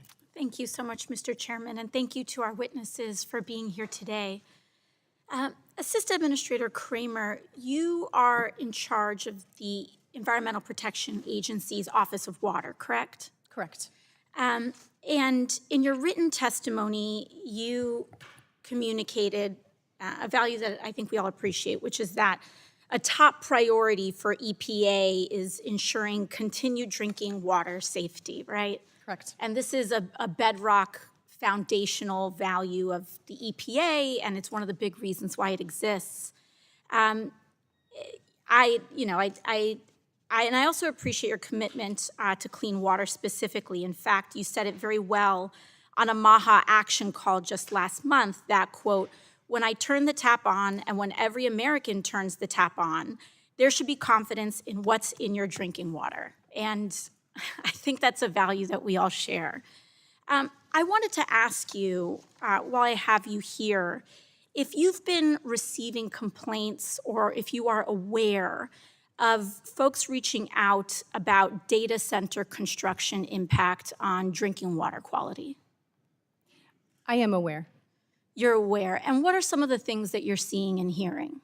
So one of, I think, the biggest concerns is related to water availability, which is why we recently relaunched the Water Reuse Action Plan 2.0 to focus on ensuring that whether it's Yes. data centers or anything about water quality, though? I'm not aware of that. Okay. Are there any complaints? I mean, are you observing any negative impacts on data center construction on water quality for Americans? I don't think anything like that's been raised to my attention. Okay. I would like to do so. A few weeks ago, while Congress was in recess, I visited Morgan County, Georgia, where Meta is building a massive data center campus. They are clear-cutting forests and began heavy construction, including explosive blasting. And families in the area are starting to see not only their water pressure decrease, to your point about water availability, but their appliances are have all stopped working because it is decimating their water quality. They now rely on bottled water to drink and prepare meals, and nearby residents' water bills are expected to increase by 33%. In fact, I have a jar right here. This is the current drinking water in Morgan County, Georgia, right after a data center was constructed. The metadata center was constructed. The only difference between the clean water and this was that data center. I have another one as well. So this wasn't just one well. These wasn't just one family's situation. This is what the drinking water now looks like next to that data center. And I think both of us can agree that neither one of these things are drinkable. These families now have to ship, in a rural area, have to ship water to their house in order to cook and bathe themselves. Now, I'm curious if the EPA plans any investigations on how data centers are affecting water quality and availability. I understand what you said about the rule, but are there going to be any open investigations on this issue? So as soon as I get back to the office, I will be looking into exactly what you've just talked about, because anywhere, whatever type of construction it is a priority to ensure that water quality standards established by EPA are being met. And so we'll be looking into that certainly. Thank you. I sincerely appreciate that because I think this is of utmost importance, and we're seeing this happening across the country.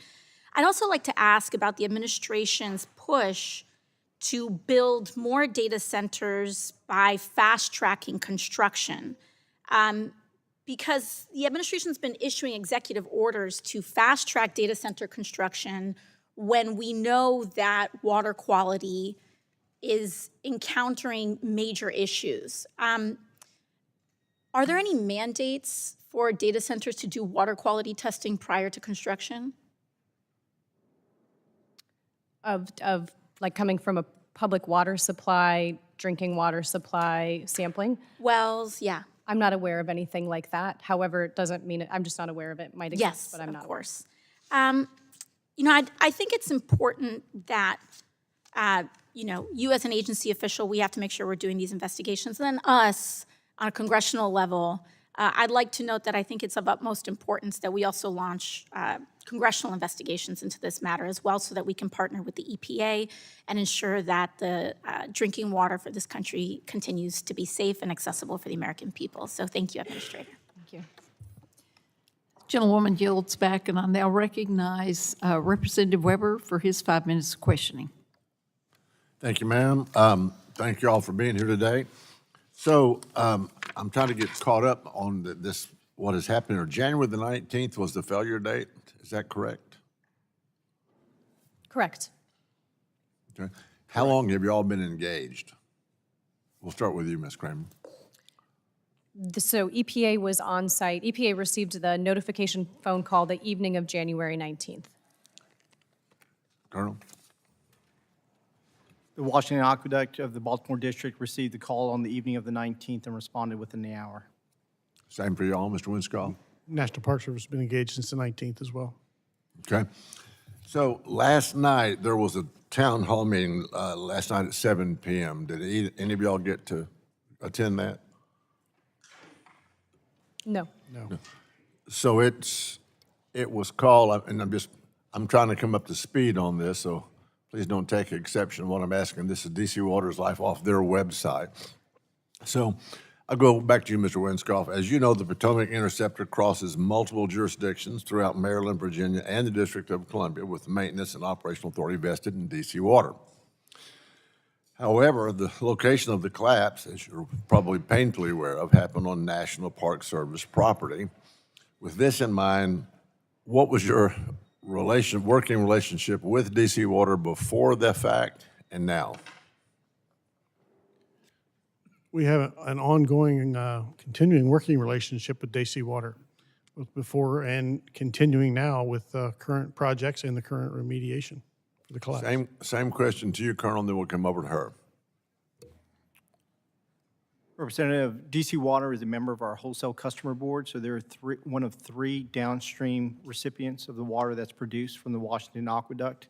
And as a result of that, they weigh in on decisions, on investment decisions at the Washington Aqueduct, and are a contributor to the funding of the operations and the capital improvements at the Washington Aqueduct. Okay, ma'am, Ms. Kramer? So when it comes to DC Water's Blue Plains facility, EPA is the NPDES permitting authority under the Clean Water Act.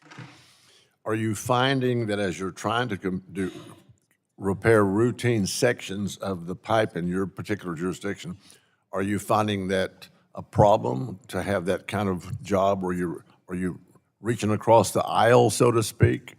Do you just stick in your district, sticking in making routine pipe repairs? Who handles that job and decides who does what? We'll go with you, Colonel. Representative, for the Washington Aqueduct, our relationship with DC Water is limited to the infrastructure of the aqueduct. It doesn't include this sanitary pipeline that's considered to be the Potomac Interceptor. So for us, that would be between DC Water and the Washington Suburban Sanitary Commission. Okay. Is it Winscoff? Is that how you say that? Winshoff. Winscoff, that was my next guess. The National Park Service is the landowner for about 23 miles of where the Potomac Interceptor lies after it crosses the river from Virginia. So we have the responsibilities of a landowner for permitting and protecting the national park's resources. Okay, thank you. And I'm going to go back to you, Administrator Kramer. Thanks for your efforts in coordinating a smooth and dynamic environmental response to that collapse. In your experience, would you say that that particular Potomac Interceptor's collapse and the subsequent contamination of the Potomac River, would you say that constitutes an environmental disaster? Yes. What's to be done about that? I think that we took all remediation actions for the immediate collapse. I think that forward-looking, not just with DC Water, but dealing with water infrastructure across this country, there needs to be an increased focus on physical infrastructure management. Water systems right now across this country are facing challenges with aging infrastructure, and so under President Trump's leadership, EPA is stepping up to the plate in the Office of Water. We are undertaking actions through our technical assistance programs to engage with communities and water systems specifically to start thinking about how they approach asset management, looking forward, ensuring that vulnerabilities that exist are identified and dealt with on a timely basis to ensure that collapses like these don't actually occur. Had you ever seen a bottle like Representative Ocasio-Cortez showed you? I have, yes. You have seen that? Yes. From that particular facility? No, not from that particular facility. From a different, from my days in the state of Wisconsin working for the Department of Natural Resources, I have seen water that looks like that. So you were a cheesehead? I still am a cheesehead. Okay, just checking. Colonel Perry, I'm going to come to you real quick if I can. I thank you and your team for limiting the impacts of that collapse and aiding in the remediation. In your testimony, you highlighted U.S. Army Corps' eventual response to the emergency declaration in the wake. I want you to, in writing, because my time's up, give me an explanation of how the challenges of rapidly constructing a diversion system during the height of winter. If you would respond in writing, Mr. Chair, I'll yield back. Gentleman yields. The chair now recognizes the gentleman from Georgia, Mr. Allen, for his 5 minutes of questioning. Colonel, I'll let you answer that question. Representative Allen, Representative Weber, there was obviously extreme challenges for us in that diversion system installation. This was happening at the end of the winter, so you have to imagine that up to that point, everything had been frozen. On that Sunday evening, presidential declaration was on the 20th, which was a Friday. By Sunday night, rain was coming in, and rain was the threat, right? That was the threat of inundating the pumping system that was used for the bypass. So we really had probably about 24 hours to, one, identify the scope, identify the materials, and then give our contractor direction to get the system installed. We had to prioritize the action. We had a 12-point system. We prioritized 4 components of that system that allowed us to get at least those portions of the diversion system in place by the evening of the 22nd. Wow. Well, Well, thank you, sir. And again, to go back, I want to thank Dr. Joyce for holding this important hearing on this Potomac Interceptor collapse. And I want to thank the witnesses for being here today. Assistant Administrator Kramer, based on EPA's observation of the collapse site and the facts that have been shared with it to date, what was EPA's initial assessment as to what may have caused or contributed to this collapse of the Potomac Interceptor? Unfortunately, due to the ongoing litigation, I am unable to answer that question. Okay. And so you probably can't answer what you've learned to date since this initial assessment? That's correct, sir. Okay. Apologies. All right. Okay. Can you answer this? By your estimate, how long will it take to fully rehabilitate the area impacted by this incident? So from the collapse itself? Yes. I feel confident that with the exception of the minimal contaminated soil removal that is still ongoing by DC Water in the C&O Canal, there's an amount of contaminated soil removal that's still ongoing. The remaining area of impact from the overflow has been successfully remediated at this time. Okay. All right. Good. Thank you. Mr. Whitcoff, what is the Chesapeake and Ohio Canal, also known as the C&O Canal, and how has it been utilized following this incident? Can you repeat the last part? Yes, yes, sir. What is the Chesapeake and Ohio Canal, also known as the C&O Canal, and how has it been utilized following the incident? Thank you for repeating it. Yeah, the C&O Canal Park, the main trail, which is referred to as the towpath, parallels the canal for 184 miles. That remained open during this remediation and the emergency response. We had to close the area around the canal prism, the channel that held the wastewater for the bypass. For safety, that area was fenced out, and then the other remediation zones that have been spoken of on the panel were closed just for the cleaning of the soil and debris. Okay. What type of remediation will be needed to restore the C&O Canal after this incident?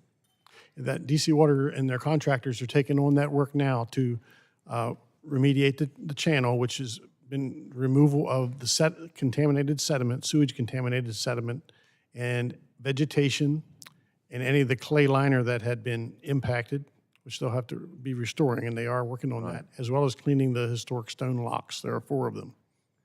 Another issue that's happened dealing with water pressure. There are certain times of day that you cannot take a shower in the DC district because there's not enough water pressure to pull up the thing to hold so your shower will produce water. I probably caught you off guard with that, but are you aware of that problem, any of you, and what can be done about it? I am unaware of that problem, but we'll look into it as soon as we leave this hearing today. Okay, great. Thank you so much. And Mr. Chairman, I yield back. The gentleman yields. Seeing that there are no further members wishing to ask questions, I would like to thank our witnesses again for being here today. We will take a quick 5-minute recess to allow the witness table to be set for the second panel.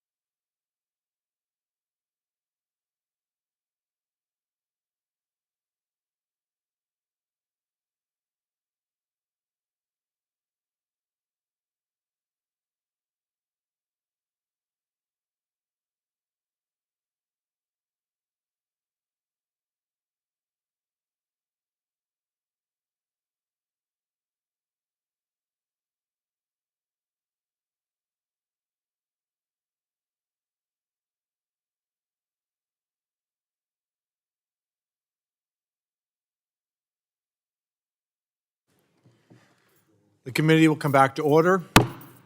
We want to thank our witnesses for being here today and taking time to testify before the subcommittee. You will have the opportunity to give an opening statement followed by a round of questions from members. Our witnesses today are David Gaddis, Chief Executive Officer and General Manager, DC Water, Tom Neltner, National Director of Unleaded Kids. We appreciate you both being here, and I look forward to hearing from you. You are aware that the committee is holding an oversight hearing, and when doing so has a practice of taking the testimony under oath. Do you have any objections to testifying under oath? Seeing no objection, we'll proceed. The chair advises you that you're entitled to be advised by counsel pursuant to House rules. Do you desire to be advised by counsel during your testimony today? Seeing none, please rise. Please raise your right hand. Do you promise to tell the truth, the whole truth, and nothing but the truth, so help you God? Seeing the witnesses answered in the affirmative, you are now sworn in under oath subject to the penalty set forth in Title 18, Section 1001 of the United States Code. With that, I will now recognize Mr. David Gaddis for 5 minutes to give an opening statement. Mr. Chairman and members of the committee, thank you for inviting me to testify today. I am David Gaddis, Chief Executive Officer and General Manager of DC Water, and I appreciate the opportunity to discuss the January 19th collapse of the Potomac Interceptor and the response that followed. The Potomac Interceptor collapse was a serious and deeply significant event for our region, our environment, and the communities that we serve. While this incident does not define DC Water's decades-long record of environmental stewardship and infrastructure investment, it does demand accountability, reflection, and also continued action responsibilities we fully embrace. From the outset, our commitment has been not only to respond aggressively, but also to communicate transparently, work collaboratively, and learn from this event as we continue strengthening our systems for the future. We understand the public's concern, the frustration, and the difficult questions many have asked, including whether this event could have been prevented. Those are critical questions, and as a leader of this organization, I believe it is my responsibility to ensure we answer them candidly, transparently, and with humility. At its core, this incident is about aging infrastructure in America. The 54-mile Potomac Interceptor was constructed by the federal government in the 1960s before many of today's construction standards existed and long before modern inspection technologies were available. Like many utilities across the country, DC Water is responsible for maintaining infrastructure built generations ago that remains essential to public health and environmental protection. That reality does not lessen our responsibility. It actually heightens that responsibility. On January 19th, DC Water discovered a significant failure in the interceptor near the Potomac River.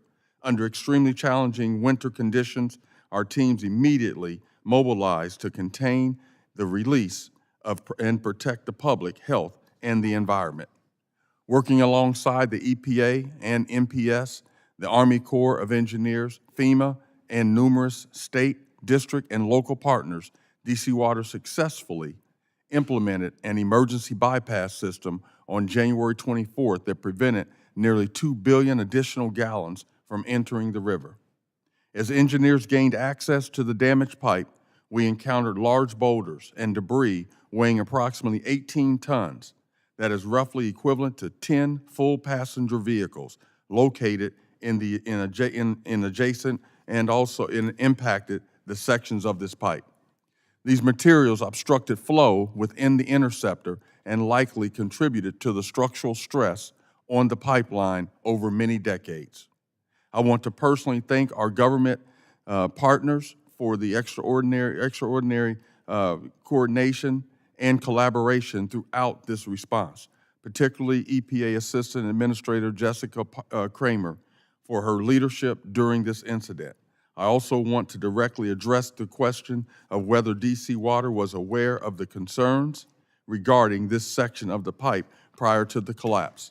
The answer is yes, and that is precisely why this section of the Interceptor had already been identified for rehabilitation. It had been part of our long-range capital improvement planning process for several years, and construction permitting discussions were well underway before the collapse occurred. Since the collapse, extensive water and also sediment testing conducted by DC Water and numerous partner agencies and stakeholders has verified that river water quality returned to normal many weeks ago. Today, DC Water is accelerating inspection, monitoring, and also rehabilitation efforts along the Interceptor, going beyond standard industry practices. We are prioritizing vulnerable sections of the pipe more aggressively and proactively than ever before. DC Water remains committed to addressing this incident responsibly and continuing the long-term work required to strengthen the resilience of the systems our communities depend on every day. This hearing is an important part of that accountability, and we welcome it. Our focus remains where it has been since January 19th, protecting public health and the environment, restoring the impacted area, assessing what occurred, and ensuring we apply every lesson learned from this event. Thank you again for the opportunity to testify, and I look forward to answering your questions today.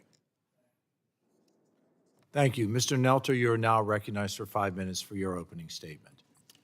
Thank you for the opportunity to testify. My name's Tom Neltner. I'm the National Director of Unleaded Kids, which is a nonprofit dedicated to reducing children's exposure to lead from all sources. I'm a chemical engineer and an attorney. I've worked for Dow Corning and Eli Lilly, making drugs, pesticides, food additives, industrial chemicals. I was also an assistant commissioner at the Indiana Department of Environmental Management, focused on pollution prevention, recycling, and small business compliance assistance. For the past 25 years, my focus has been on children's health, and that included in the aughts, working on trying to reduce sewer overflows back in Indiana to protect those children. It's a privilege to talk to you today, to examine the conditions that led to the Potomac Interceptor collapse. I regularly enjoy the river for recreation, and I appreciate your efforts to get it cleaned up and your oversight. The Potomac Interceptor collapse that released 240 million gallons of raw sewage was an extraordinary event, but it was not an isolated incident. EPA estimates that these type of incidents, euphemistically called sanitary sewer overflows, occur 23,000 to 75,000 times each year, resulting in releases of 3 billion to 10 billion gallons of untreated sewage. The vast majority of those are smaller than 100,000 gallons. But for the small creek where the kids are out looking for tadpoles, or for the swimming hole where the families are playing like I used to, the riverside trail where you're taking a stroll, the backyards where the pets roam, or the lake which the community relies on for drinking water. In those places, when these overflows occur, the raw sewage can be overwhelming. Everything that's flushed down the toilet shows up on the trees, on the floats on the water, or shows up on the grass. It is overwhelming to those communities. These sewage overflows often result from aging infrastructure, similar to what happened in the Potomac Interceptor collapse. They also occur because these sewer systems were built 50s and 60s, and they're so old that they weren't designed for extreme weather events and the resulting flooding. While effective coordinated responses to minimize the impact and control the damage and clean up the damage from sewer overflows are essential, the priority should be on preventing the events, big and small, from happening to the greatest extent practical. That means strong regulatory oversight by EPA and states, as well as vigilance by the municipal sewage treatment systems. It also means investments in the infrastructure necessary to enable water systems to take actions to prevent overflows. Congress does that in 3 ways: through WIFIA, the Water Infrastructure Finance and Innovation Act, and for other systems, smaller systems and rural systems, you'll see it with the Clean Water SRF, the State Revolving Loan Fund, or the Drinking Water SRF. Those investments help communities address aging infrastructure, meet regulatory requirements, and support economic growth. Based on EPA's most recent Clean Watersheds Needs Survey, communities need $630 billion over the next 20 years, with $110 billion specifically required to repair aging sewers, just like the Potomac Interceptor. The need is similarly huge for drinking water systems, where systems need $625 billion to ensure communities have safe tap water. Given the need, I was dismayed to see EPA's FY26 budget proposal last year asking Congress to cut those funds by more than 86%. Thank goodness that Congress enacted a budget that rejected those cuts. I had hoped that with this Potomac Interceptor collapse, that would serve as a compelling reminder to EPA to restore those funding and not to ask for more cuts. Unfortunately, the agency's FY27 budget proposal calls for the same cuts that Congress rejected the year before. Worse, EPA reported spending only 26% of the WIFIA funds provided by Congress in FY25. That suggests that staff cutbacks are undermining program success. Congress needs to increase funding for these critical infrastructure investments and ensure EPA has both the people and the resources necessary to enforce the Clean Water Act. To make that happen, Congress must provide close oversight to fix breakdowns that occur so EPA can do its job. Thanks again for the opportunity to share ideas and concerns. Thank you. I thank you for your testimony, and we will now move to questioning. I will begin and recognize myself for 5 minutes. Mr. Gaddis, you stated in your opening statement that you became aware that the problem occurred January 19th, that when that breach occurred, that you were aware. Were you aware prior to that that this was a vulnerable section of the sewage pipe that could face problems? Thank you very much for the question. What we were aware of was back in 2018 when we did apply for and work with MPS. Did you recognize the urgency of the vulnerability of this section of the sewage pipe? We did not. What made it what it is today is because of the boulders that fell into the pipe. But you just stated in your opening statement that those boulders have been there for a prolonged period of time. Were you aware of the dangerous potential of this area of the pipe? No, we were not, because the boulders were outside of the pipe, and when inspecting pipe with CCTV and those What sort did of those equipment- inspections show? Could you see a rebar that was coming through the pipe? Could you see that there were problems within that pipe? That the rebar was upstream from where the break occurred. And so the pipe that you examined showed it was vulnerable or it was not vulnerable? Because you said that, yes, you were aware in your opening statement. I'm trying to think when that awareness occurred. That awareness occurred in 2018 is when that awareness occurred. And was this a priority to repair this pipe? Yes, it was. And so what steps were taken recognizing that this was a vulnerable portion of pipe? What had you done? Had you gone through the permitting process? Just walk us through where you were at this point in time, please. Where we were at this point in time was we did work with MPS. We did submit our permits in order for us. And when were they submitted, please? They were submitted in 2018. In 2018. And so we're talking 6 years prior to this break. Is this an inordinate amount of time to wait to see that the permitting was in place to begin the repairs? Actually, Congressman, it was 8 years in advance. And we do not control the process. We have to go through the process. We do not. And so as a result of that, we did have to. Did you raise concerns that there were areas that you wanted to proceed to be able to repair necessary to protect the community? Yes, sir. And who did you make those concerns aware to? Through MPS. And what was their response? The response was that we had to go through the process, which we did go through the process with them. And you felt that 8 years was satisfactory to be able to be delayed by that period of time? We do not feel that 8 years is satisfactory. And did you voice that to them? We did, and what we have. And what was their response? That we had to go through the process. Are there other sections of pipe in the DC water that's been determined to be either equally bad or maybe even worse that you've addressed so far? And are you waiting for a prolonged period of time for a response to begin those reparations? So what we have done at DC Water to address the rest of the pipe, we have surveyed the 54 miles of the pipe, and with CCTV and LIDAR, And as a result of that, we're also using drones, and we're also walking the system. One of the new things that we're doing to detect if there is rock on top of the pipe is looking at ground penetrating radar. And so we have done that, but we have surveyed the entire 54 And with miles that of pipe. survey, have you changed the scope of the project that you had initially submitted to the National Park Service? We have changed our CIP program and put other projects ahead of some of the others that we had submitted, but yes, And how many projects have you had to advance because of what you found with these surveys? 3. And is this because of what occurred on January 19th? January 19th, we had lessons learned, and so because of January 19th, we feel that there are 3 projects that we do need to move forward on. And how large are these 3 projects that you've put to the top of the list? I do not recall. I'm sorry. And where are they located? I don't have the Can you exact find that and locations, submit that but to I this? can find that out and give that to you in a written format. And in just the last minute that's remaining, what actions have you taken? You've talked about lessons learned. And what actions will you continue to take to ensure that there are no additional failures as what we witnessed in January?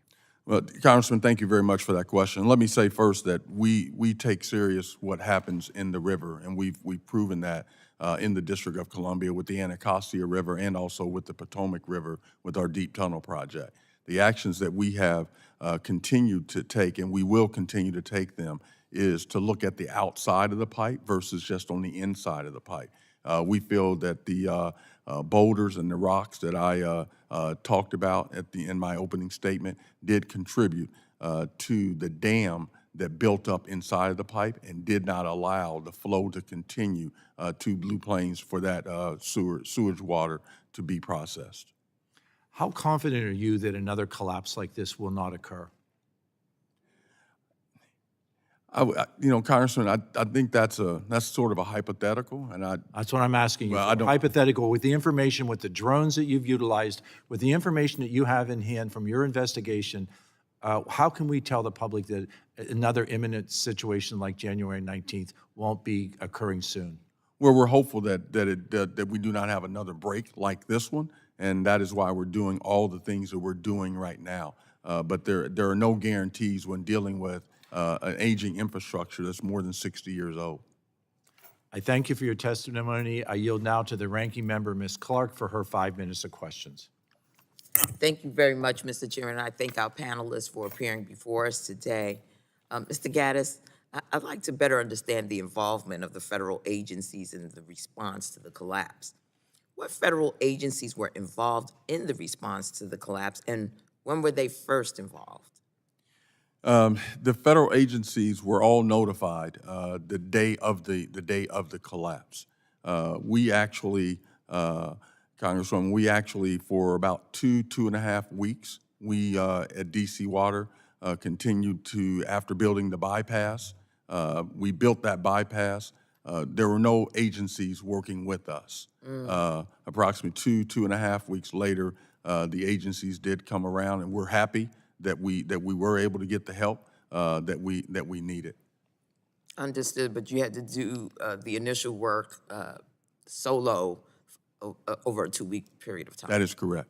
I'm thinking about future recovery efforts. What worked in this situation, and what advice would you give to other utilities facing a similar situation? I'm sorry, could you repeat that? I'm sorry. Sure. I'm thinking about future recovery efforts. What worked in this situation, and what advice you would give to other utilities facing similar situations? You know, across the United States, we're talking about aging infrastructure. I happen to come from New York City, and so I'm always on the lookout. But I'd like to hear from you. You know, what would you say works best here? Well, this is a great question because I have, since this break, I have been talking to many of my colleagues throughout the country in different settings. And one of the things that I do speak with them about is continuing the asset management, continuing to use CCTV and LiDAR, but also ground penetrating radar as well. And that is something that is not generally used when inspecting the pipe. The pipe is always looked at from the inside versus the outside. And the boulders that were big boulders As I said earlier, 18 tons were sitting on top of the pipe, and that did exacerbate a blockage inside of the pipe and cause the manholes to overflow. So I would say that those are the things I think that that my colleagues should be looking at throughout the country. Let me ask you, there have been a number of sort of extreme weather events. We've even had earthquakes that we've never had before, or in recent times, let's put it that way. Do you think that there has to be new protocols put in place when we are experiencing these events? And do you take that into consideration in terms of your surveillance of the infrastructure? Well, I think we should take those things into consideration. I think the other thing that we should take a look at is having redundancy, and that is something that you do not have on a sewer pipe. Water pipe, you can shut the water off. Right. On the sewer, you cannot shut it down. So as a result, to have redundancy, I think would be fantastic. It would be expensive, but it is something that should be looked at. And then also slip lining pipes in those areas where you can have redundancy as far as concrete pipe and then also slip lining it, and you'll have two types of pipe inside of the pipe, and that would give you redundancy as well. So I think those are sort of things that we should be taking a look at in the future. Very well. Mr. Nelter, your experience cuts across a few of the issues we've discussed here today: sewer overflows, pollution remediation. How are communities impacted when sewer overflows occur, and what health risks do they pose? They're impacted, as they described, by just everyday enjoyment of the rivers are lost, and the creeks and the streams, because literally there's toilet paper hanging from the trees. And it stinks. But also, the sewage contains pathogens in it, and it often contains industrial wastewater that may have chemicals in it that are discharged on the way to the treatment plant to be treated, but when they're released into the environment like that, they can cause a variety of health effects. It all depends on what's upstream. But the bottom line is we need to go do everything we can to prevent these sanitary sewer overflows. So our water systems around the country are already struggling to address sewer overflows, and yet President Trump is proposing massive funding cuts to programs that help those systems. Are water systems able to conduct necessary repairs and improvements without the funding that President Trump is trying to cut? The funding, both WIFIA and the state revolving funds, are just essential to making this happen. Large utilities can often, because of their good credit rating, go out and get their own. But for the smaller systems, the rural systems, they just don't have access to these funds, especially as interest rates go up. So we really do need the state revolving loan fund. We also need the WIFIA to be able to provide access to the resources so that the smaller, the middle-sized, even some of the larger cities can take advantage of it. Very well. I yield back, Mr. Chairman. The gentlelady yields. The chair recognizes the vice chair of the committee, Mr. Balderson, for his 5 minutes of questioning. Thank you, Mr. Chairman. Thank you both for being here. Mr. Gaddis, I'll direct my questions to you, sir. Could you please describe the types of assessments that have been done to evaluate the structural integrity of the Potomac Interceptor? Thank you very much for that question, Congressman. We at DC Water have been using traditional assessments, which would be CCTV, getting inside the pipe and really trying to figure out if there's any degradation within the pipe. Also, we have used LIDAR to look at the areas where it is wet, and that helps us from that standpoint. We're also been using drones, as well as one of the things that it may seem old school, but we walk that pipe. And so that whole 54 miles, we have been walking that to see if there are any sinkholes, any things that gives us something that we would not be able to see inside of the pipe. So we have been doing that, and the new piece that we are doing today is the ground penetration to take a look and see if there are any boulders. So we are starting that as well. Okay, thank you. And how often are the assessments done, and are they done by staff there? By whom? We do have contractors and we do have staff that both work on this. It also depends on what we if we see an area where we think and we do see degradation, we do keep an eye on that area as we do our inspections. Okay, thank you. As those methods, are those methods widely accepted industry standard for assessing wastewater infrastructure. So what you're doing is a pattern throughout the country? Yes, sir, that is correct. Thank you. Mr. Gaddis, when the first time the portion of the Potomac Interceptor that collapsed was assessed and had results showing deteriorating conditions, when was the first time the portion, when did you first see indications of potential deteriorating conditions? My knowledge is, for my knowledge, it would have been 2017, 2018 is when I knew about this, or when we knew about this at DC Water. Okay. And so that would have been 2017, 2018. Thank you. Can you elaborate on the results of that assessment and who at DC Water was aware of the condition of this section of the Potomac Interceptor? That would have been our operations group. I don't know exactly who the individuals' names that would have been able to assess that. Thank you. Did DC Water conduct additional assessments of the portion of the pipe? First question, and if so, when was the most recent assessment and what did it show? Yes, we did assessments. We did 4 additional assessments of this pipe after 2018 because of the condition that we saw the pipe in. So we did continue to assess this area. Thank you.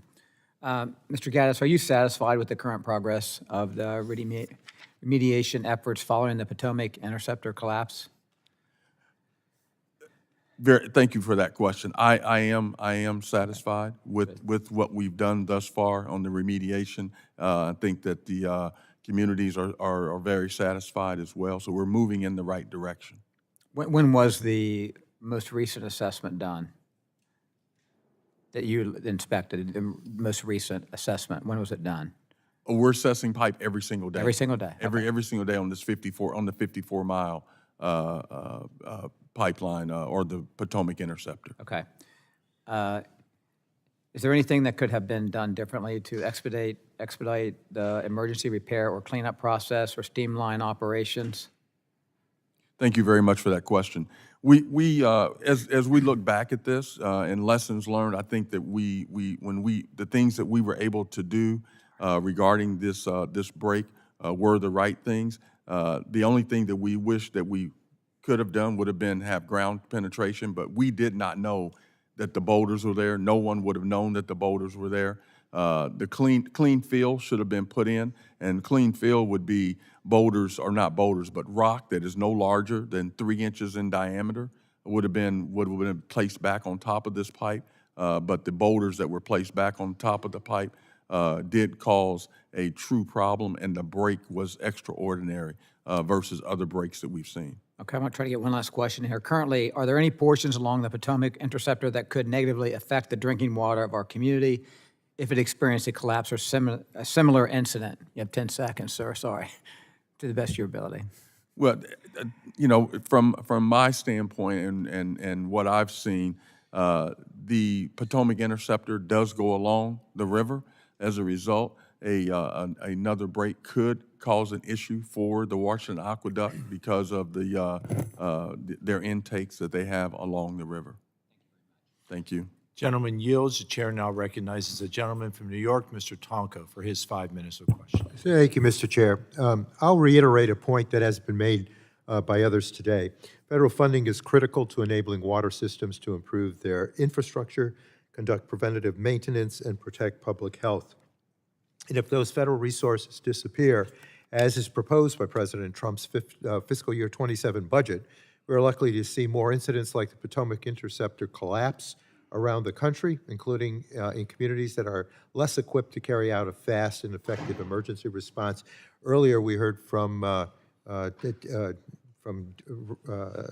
witness, Ms. Kramer, indicating that states need to expend their funds, disperse those funds from the SRF. But I think if we don't coterminously address the funding that's required of SRF, we're not completing our work. But while the Potomac Interceptor response is behind us, I'd like to focus on a serious active threat to many Americans' public health, and that's the lead service lines. Let me begin with you, Mr. Gaddis.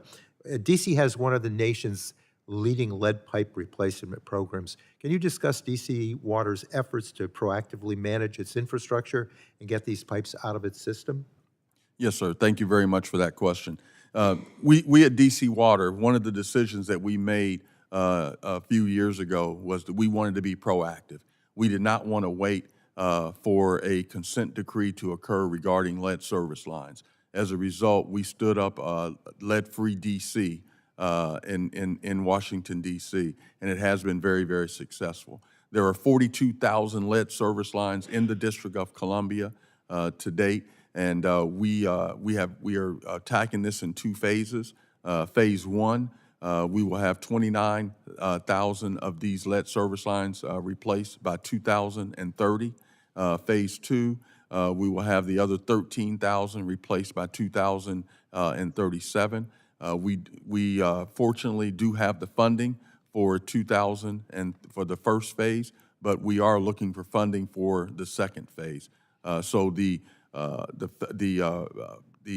dollars that you're talking about, they are needed by us in Washington, D.C. for us to complete phase 2 of the lead-free D.C. program. And has DC Water received federal resources to support its replacement program? We have, yes. You have. Okay. What about the East Wing demolition and the debris being deposited? Obviously, that might include lead and some other materials, and they're going to deposit that near the river. Is there a risk to that? I am not aware of that fact that you just stated. So I can research that and then get back to you in writing. I think that would okay. be appreciated. All 50 states and D.C. received dedicated lead line replacement money through the Infrastructure Investment and Jobs Act. Fiscal year 25 alone, each state received a minimum of $28.65 million. Mr. Neltner, we know that dedicated lead replacement money is expiring along with supplemental funding for the SRF. While that funding was an important initial down payment, are there still lead lines in need of replacement across our country? Yes, there are 4 million, an estimated 4 million lead service lines that need to be replaced. The goal is to get the vast majority of them out by 2037. Those funds are not enough on their own. It's going to increase rates for people to pay for that, and that's going to increase the affordability challenge for as water rates increase and as we talk about sewer, as we don't get those infrastructure investments. Right. So those dollars from the feds are critical to holding down the bills that people will be paying for their own systems. They are absolutely critical. That $15 billion for lead service line replacement has gone a long way to both finding the problem and making a difference. And we need states to spend the money, but we need more to make it happen. To the earlier point, if we don't continue the funding for SRF or lead replacement, we're not being real about the entire situation. I don't want to downplay the seriousness of the Potomac Interceptor collapse, but it is a symptom of a larger issue. We have aging infrastructure across our country that needs to be maintained, modernized, or replaced. And local governments and water systems simply cannot do it on their own, especially when there are big threats from lead and other dangerous contaminants like PFAS that need to be addressed. We should be working to reauthorize the SRF and other water programs at levels that will support critical infrastructure and avoid the next public health emergency, and look forward to the response about the debris deposit along the river and any contamination that might cause. So with that, Mr. Chair, I thank you and yield back. The gentleman yields. The chair now recognizes the chairman of the full committee, Mr. Guthrie, for his 5 minutes of questioning. Thank you. So thank you, Mr. Gaddis. I'll ask you a couple of questions. One, I want to, it says DC Water determined the cause of the collapse. And I know there was a boulder involved, but my understanding is there was a collapse. The boulder had been there for decades. So that it didn't cause the collapse. There was a collapse, the boulder fell into the hole, and you can appreciate that the boulder caused more damage by that happening, but that wasn't really the cause of the collapse, is my understanding. Have y'all determined the actual cause of the collapse? And if not, when do you think you'll be able to determine what that is? Congressman, thank you very much for the question. We have not determined the cause of the collapse. This is aging infrastructure, and it's more than 60 years old. So we think that may be part of the cause, but without a doubt, the boulders did exacerbate this situation. The damage or the cause of the actual collapse? Just the damage from the collapse, right? Or do you think it would be the damage from? Because it's been sitting there for a while. And then, a budget proposal that hadn't been enacted this year hasn't caused a problem over the last 60 years. I don't think so. So in 2018, you guys folks said we need to do repairs here, I think, right? And you applied for permits through the Park Service. Is that when you applied in 2018 for your first? That is correct. So I quoted earlier, I know you're in the audience, from the Washington Post article that states DC Water repeatedly proposed changes to repair plans, which forced a new environmental assessments. So how many times did DC Water change the design and scope of its repair that kicked off being necessary to have another environmental study? My memory is it was 2 times that we did add to the plan that we had put forth. So I'm just trying to figure out, did any change make you have an environmental study, or did the change have to be such level of significance that it had to do that you had to have? Because it seems when we've talked before, that when we talked about this, is it just seems the way it was described, it just, the permitting process is what tells you why it's taken so long to get here. Thank you for the question, Congressman. I don't know why it took so long. We still don't have a permit today. We still do not have a permit today. But you apply for a permit. Yes. And then you go back and ask for changes because you want to do something different, and it requires a new environmental assessment, correct? For example, the difference may have been that we said X number of trees and it ended up being a different number of trees. That was one of the changes. You had to do an entire new environmental permit for that. Yes. That's what we're trying to get. That's what I was trying to get with the superintendent. I understand he couldn't talk about a lot because of his litigation, I guess. That was the reason, but it was frustrating when you get a little further with him than that. So when you conduct the prepare work on the Potomac Interceptor, does DC Water, let me just get that. Do you have to do like Maryland and Virginia, or is it just the National Park Service you have to get permits from? Well, we have to get permits from the National Park Services. So we do not have any permits for the entire segment of that pipe. Okay. But so my question, I guess, the permits you were waiting on were Park Service only. You didn't. That is correct. You didn't have to deal with, it wasn't Maryland or Virginia or anywhere like this. No, sir. So we get back, okay, so we got to fix the permitting process. It absolutely appears that way. So what steps is DC Water taking in the immediate term to mitigate the damage caused by this incident, and while also working to ensure that you have 54 miles of pipe? This pipe's 50 miles long, right? Yes. So what are you doing now to mitigate, and what are you doing now to we need emergency permits or some kind of action because you think this could happen again? Yes, sir. Thank you very much for that question. We are working and trying to get the permitting changed to where we can file for permits and get in to make repairs before an incident occurs, and that is the key. That's what we want. Is for us to identify, as we've done with the additional 3 areas that we have identified, and we would like for that permitting process to go faster than what it goes today. So we are working on that to make sure that we don't have to wait 8 years to repair additional areas along the Potomac Interceptor. What we want to do is set up a process that reasonable people can say, let's get this. It took 2018 you started. I mean, you're not asking to take out the Sherman sequoia tree that everybody goes to visit. And I'm as tree person as anyone, but when you're looking at, well, this tree's versus that, and then end up with sewage in the Potomac River, the environmental disaster is far bigger way to work into the collapse point. So we just have to be better, and we have to figure out how we can help you and help the agencies get these permitted correctly. I yield back. Gentleman yields. The chair recognizes the gentleman from Georgia, Mr. Allen, for his 5 minutes of questions. Thank you, Chair Joyce, for holding this important discussion on the Potomac Interceptor collapse. And I want to thank our witnesses for being here and sharing your expertise today. Obviously, we have an infrastructure problem. We have a pipe that's 54 miles long that's been there for 60 years. And all of a sudden, we have an incident that was tragic. And so I guess my question is this, well, let me just say this, from a permitting standpoint, and I'll say this with EPA here, we can't get any pipelines permitted in this country. I don't care whether it's sewage, gas, you name it. We can't even get, if I wanted to exit off my interstate, it takes 8 years to get a permit by the time all the environmental studies are done. And then this stuff is just deteriorating in front of our very eyes as we sit here with, so why is the question?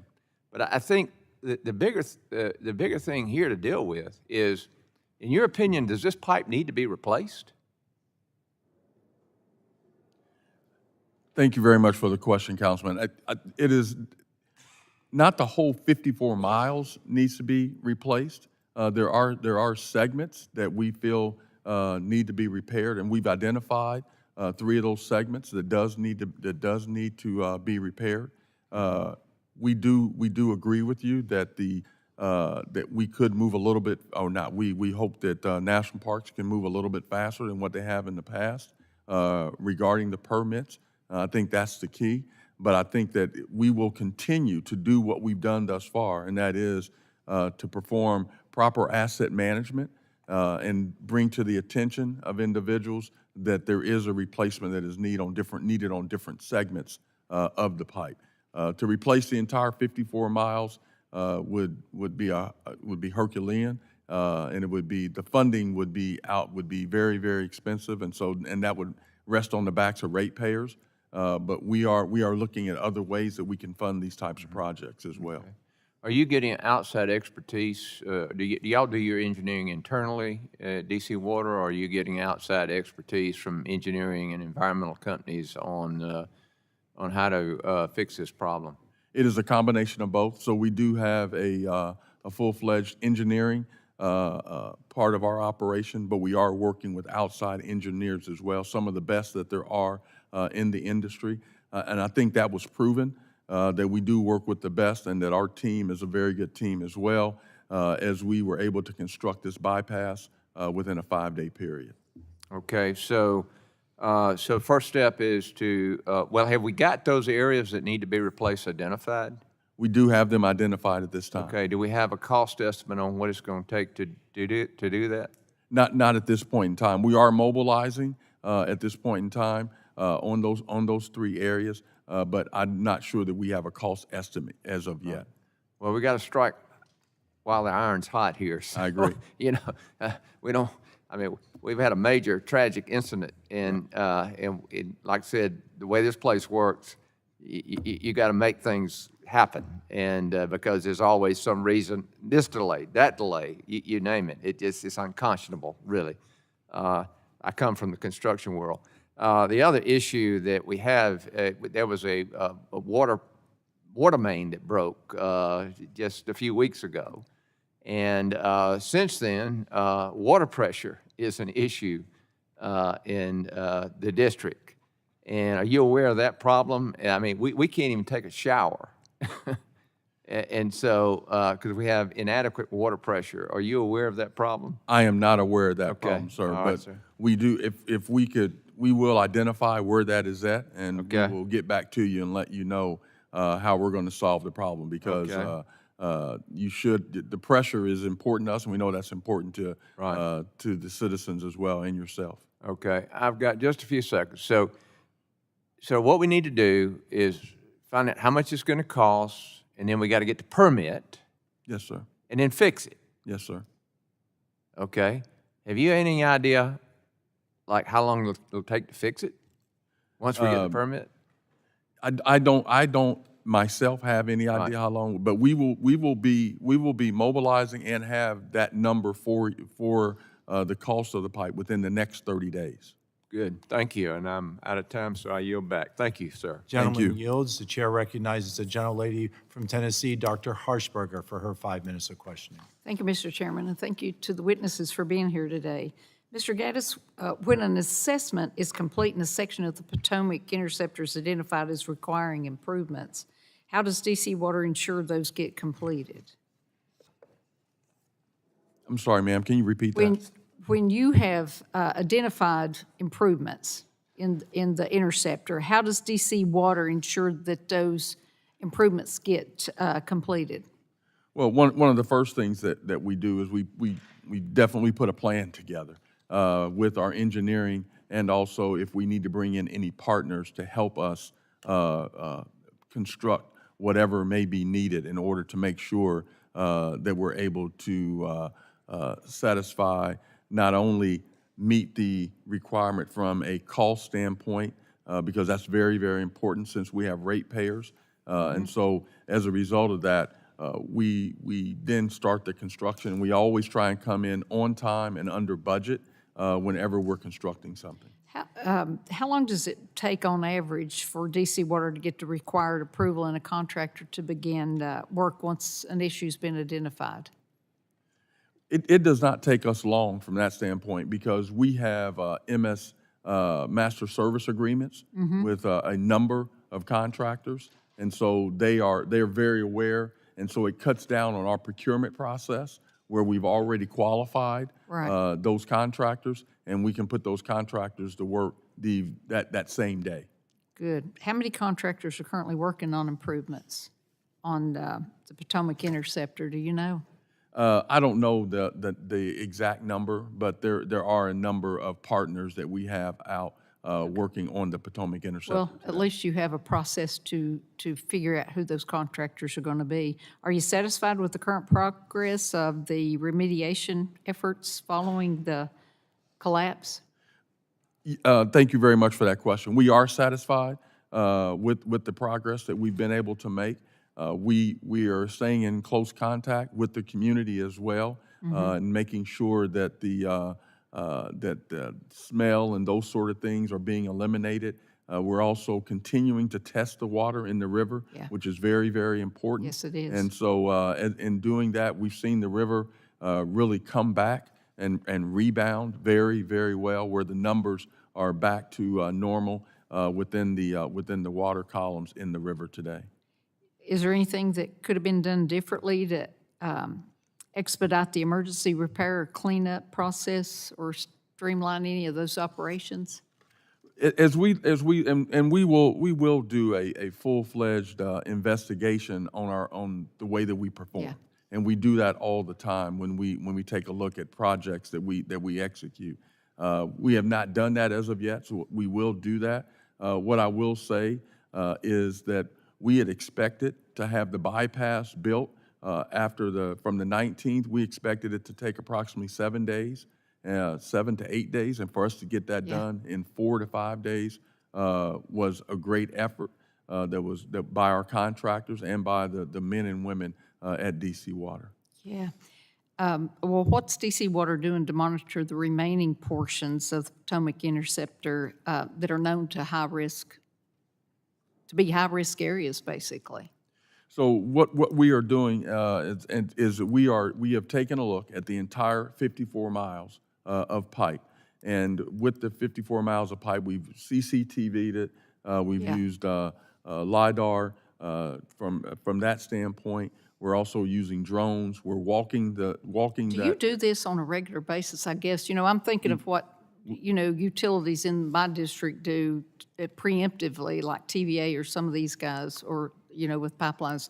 Do you do that on a regular basis before something happens so you can find those issues? We do, and that is something that we do on a regular basis, especially when we identify an area that may be prone to whatever it may be, that we're seeing something. We always make sure we keep an eye on it, and we go back, make sure that the degradation of pipe or whatever it might be is not advancing. And so this pipe is built in a way in which there are dips up and down and those sort of things. And so gases and those sort of things are causing some of the deterioration. So we're keeping an eye on all of those areas as well. But the 3 areas that we have identified, we will definitely be keeping an eye on that. But as I stated earlier, we will be mobilizing and executing repairs within the next 30 days. Well, it's good to always do that after action report so we'll know what to prepare for next time. Yes, Thank you, ma'am. sir. And with that, I yield back. The gentlelady yields.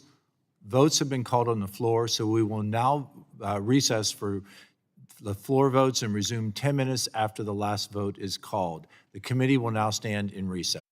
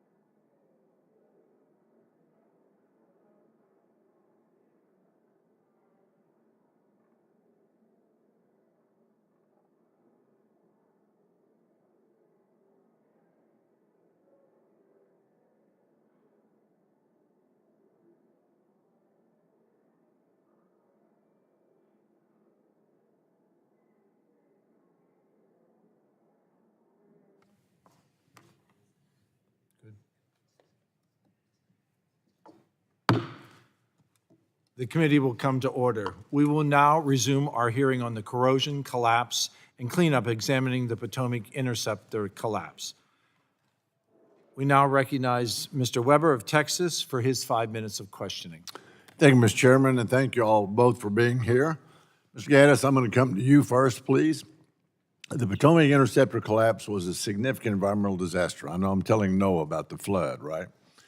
Point being that it's estimated that 240 million gallons of raw sewage spilled into the Potomac River.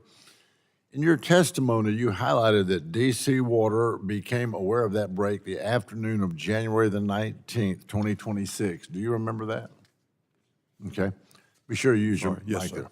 All good, all good.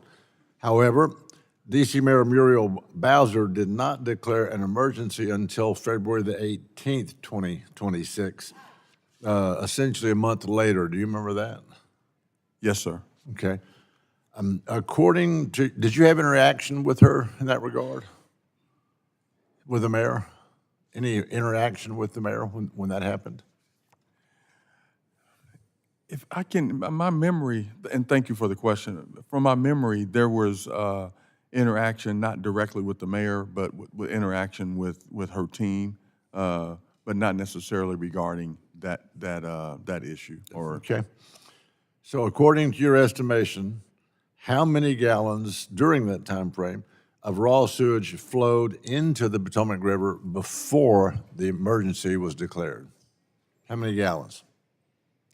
before the emergency was How many declared? gallons of raw sewage flowed into the Potomac River before they declared emergency? Approximately 243 million gallons. 243 million gallons in 1 month? Well, that was from the 19th until we were able to put the bypass in place. Those are the numbers that I know. About how many days was that, would you reckon? That was about 5 days. 5 days, okay. Yes. Considering DC Water's knowledge of the poor state of the Interceptor, what was your specific role in advertising the District of Columbia government on declaring that same emergency? What was your role in that?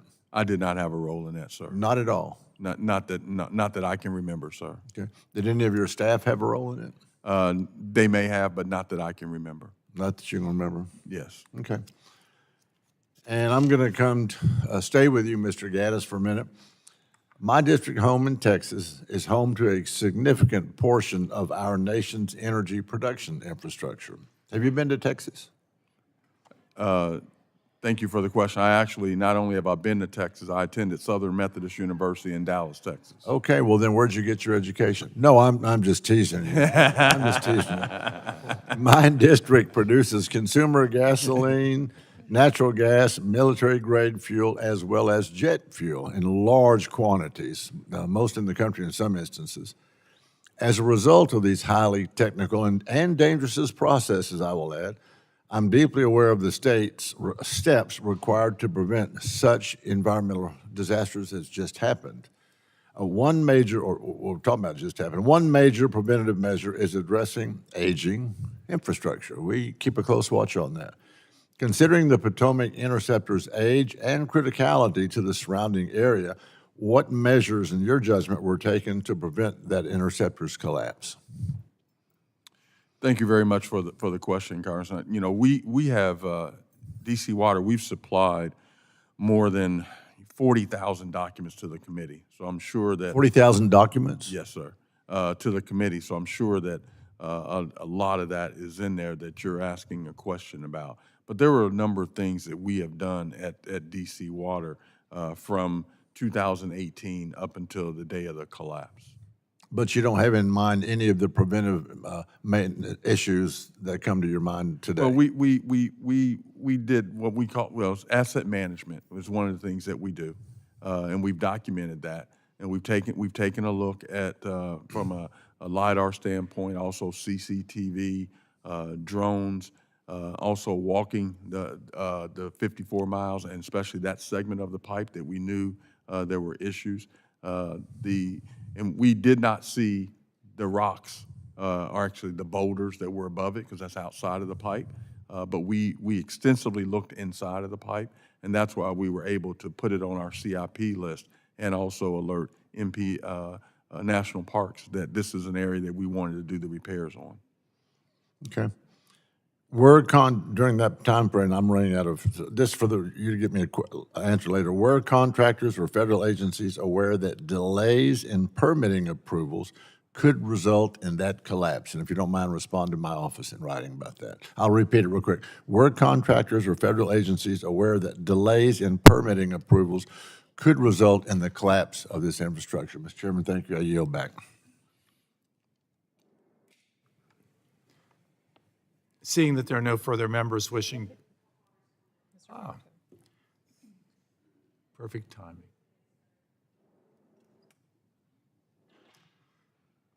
Chair now recognizes the gentleman from Alabama, Mr. Palmer, for his 5 minutes of questioning.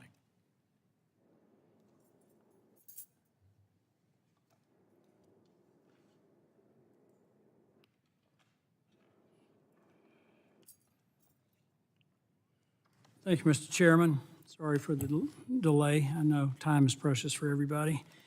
Mr. Gaddis, is it true that DC Water hired an external engineering party to investigate the collapse? I'm sorry, could you repeat that? I didn't hear you. Is it true that DC Water hired an external engineering party to investigate the collapse? Did you hire an external reserve? Can you understand what I'm asking? Yeah, I think that I understand what you're asking. I was trying to let you finish. I'm sorry. We have been working with external contractors and our contractors. So the answer is yes. So what I would like to know is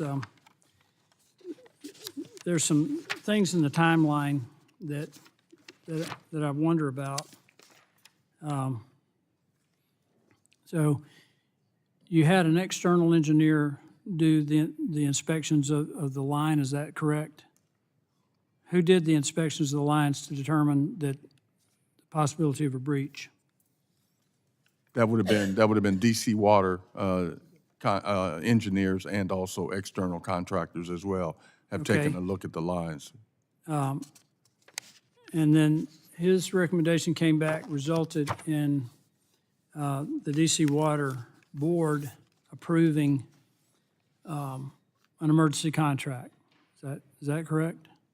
I'm not aware of which date you're talking about, Well, or which board meeting that you're speaking to. I know that Mr. Gaddis, you're well aware of this.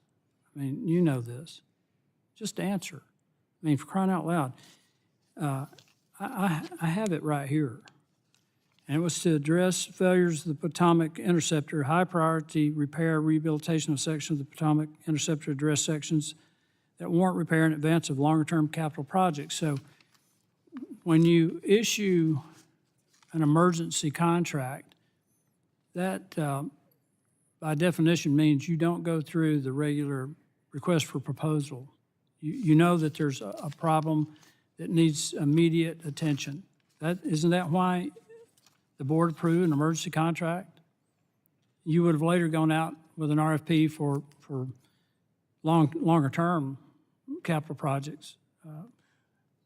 Congressman, I assume the emergency contract that you are referencing was a MSA, and so it was not necessarily for that segment of the pipe either. It was to become part of a master service agreement. I've got it right here, and it says it's for the Potomac Interceptor. It might not have been that specific site, but your engineer knew that the line was degraded, and as a matter of fact, they knew that there were multiple places along the line where a collapse could have occurred. That's the reason why you had to issue an emergency contract. What I don't understand is after the board met and voted for the emergency contract, based on the recommendations of your engineer, you didn't execute the contract. Congressman, first of all, our board does not approve contracts. Our board gives us the right to negotiate contracts, and so we negotiate contracts, but our board does not approve contracts. it was a subcommittee of your board, or was it the board? Who, I have the minutes of the meeting. You did it virtually, the meeting, and it was approved, almost $45 million contract. It was approved for us, to negotiate a contract, not approved by the board for that contract to actually be instituted. So there was some negotiations that had to occur. It says regarding that contract.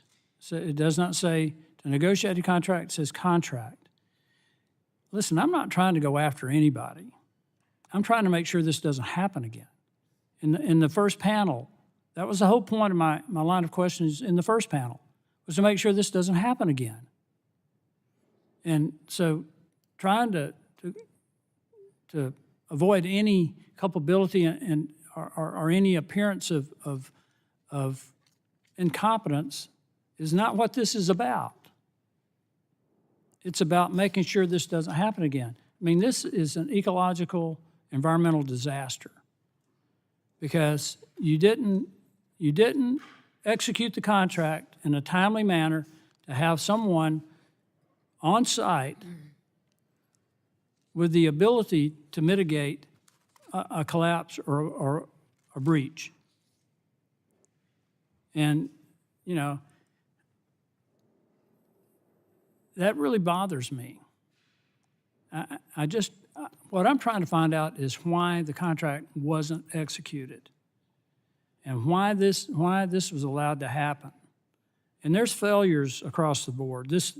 The Park Service, the Corps of Engineers should have all been notified when the inspection showed certain sections of the line were in imminent possibility of breach or collapse. They should have been informed. This should have been a total team effort. The one thing that you did right, in my opinion, was your engineer gave a report to the board or members of the board, and they approved an emergency contract. The one thing that you really failed on was to execute the contract. And I'm not done with this. I'm going to continue to look into this because I think this is not a red or blue issue. This is not liberal or conservative. It's none of that. It's about taking care of people. And there was a huge failure to take care of people. Mr. Chairman, thank you for allowing me to get back. I yield back. The gentleman yields. Seeing that there are no further members wishing to ask questions, I would like to thank our witnesses again for being here today. I ask unanimous consent to insert into the record the documents included on the staff hearing documents list. Without objection, so ordered. Pursuant to committee rules, I remind members that they have 10 business days to submit additional questions for the record. And I ask the witnesses submit their responses within 10 business days upon receipt of the questions. Members should submit their questions by the close of business on Thursday, June 4th. Without objection, the subcommittee is adjourned.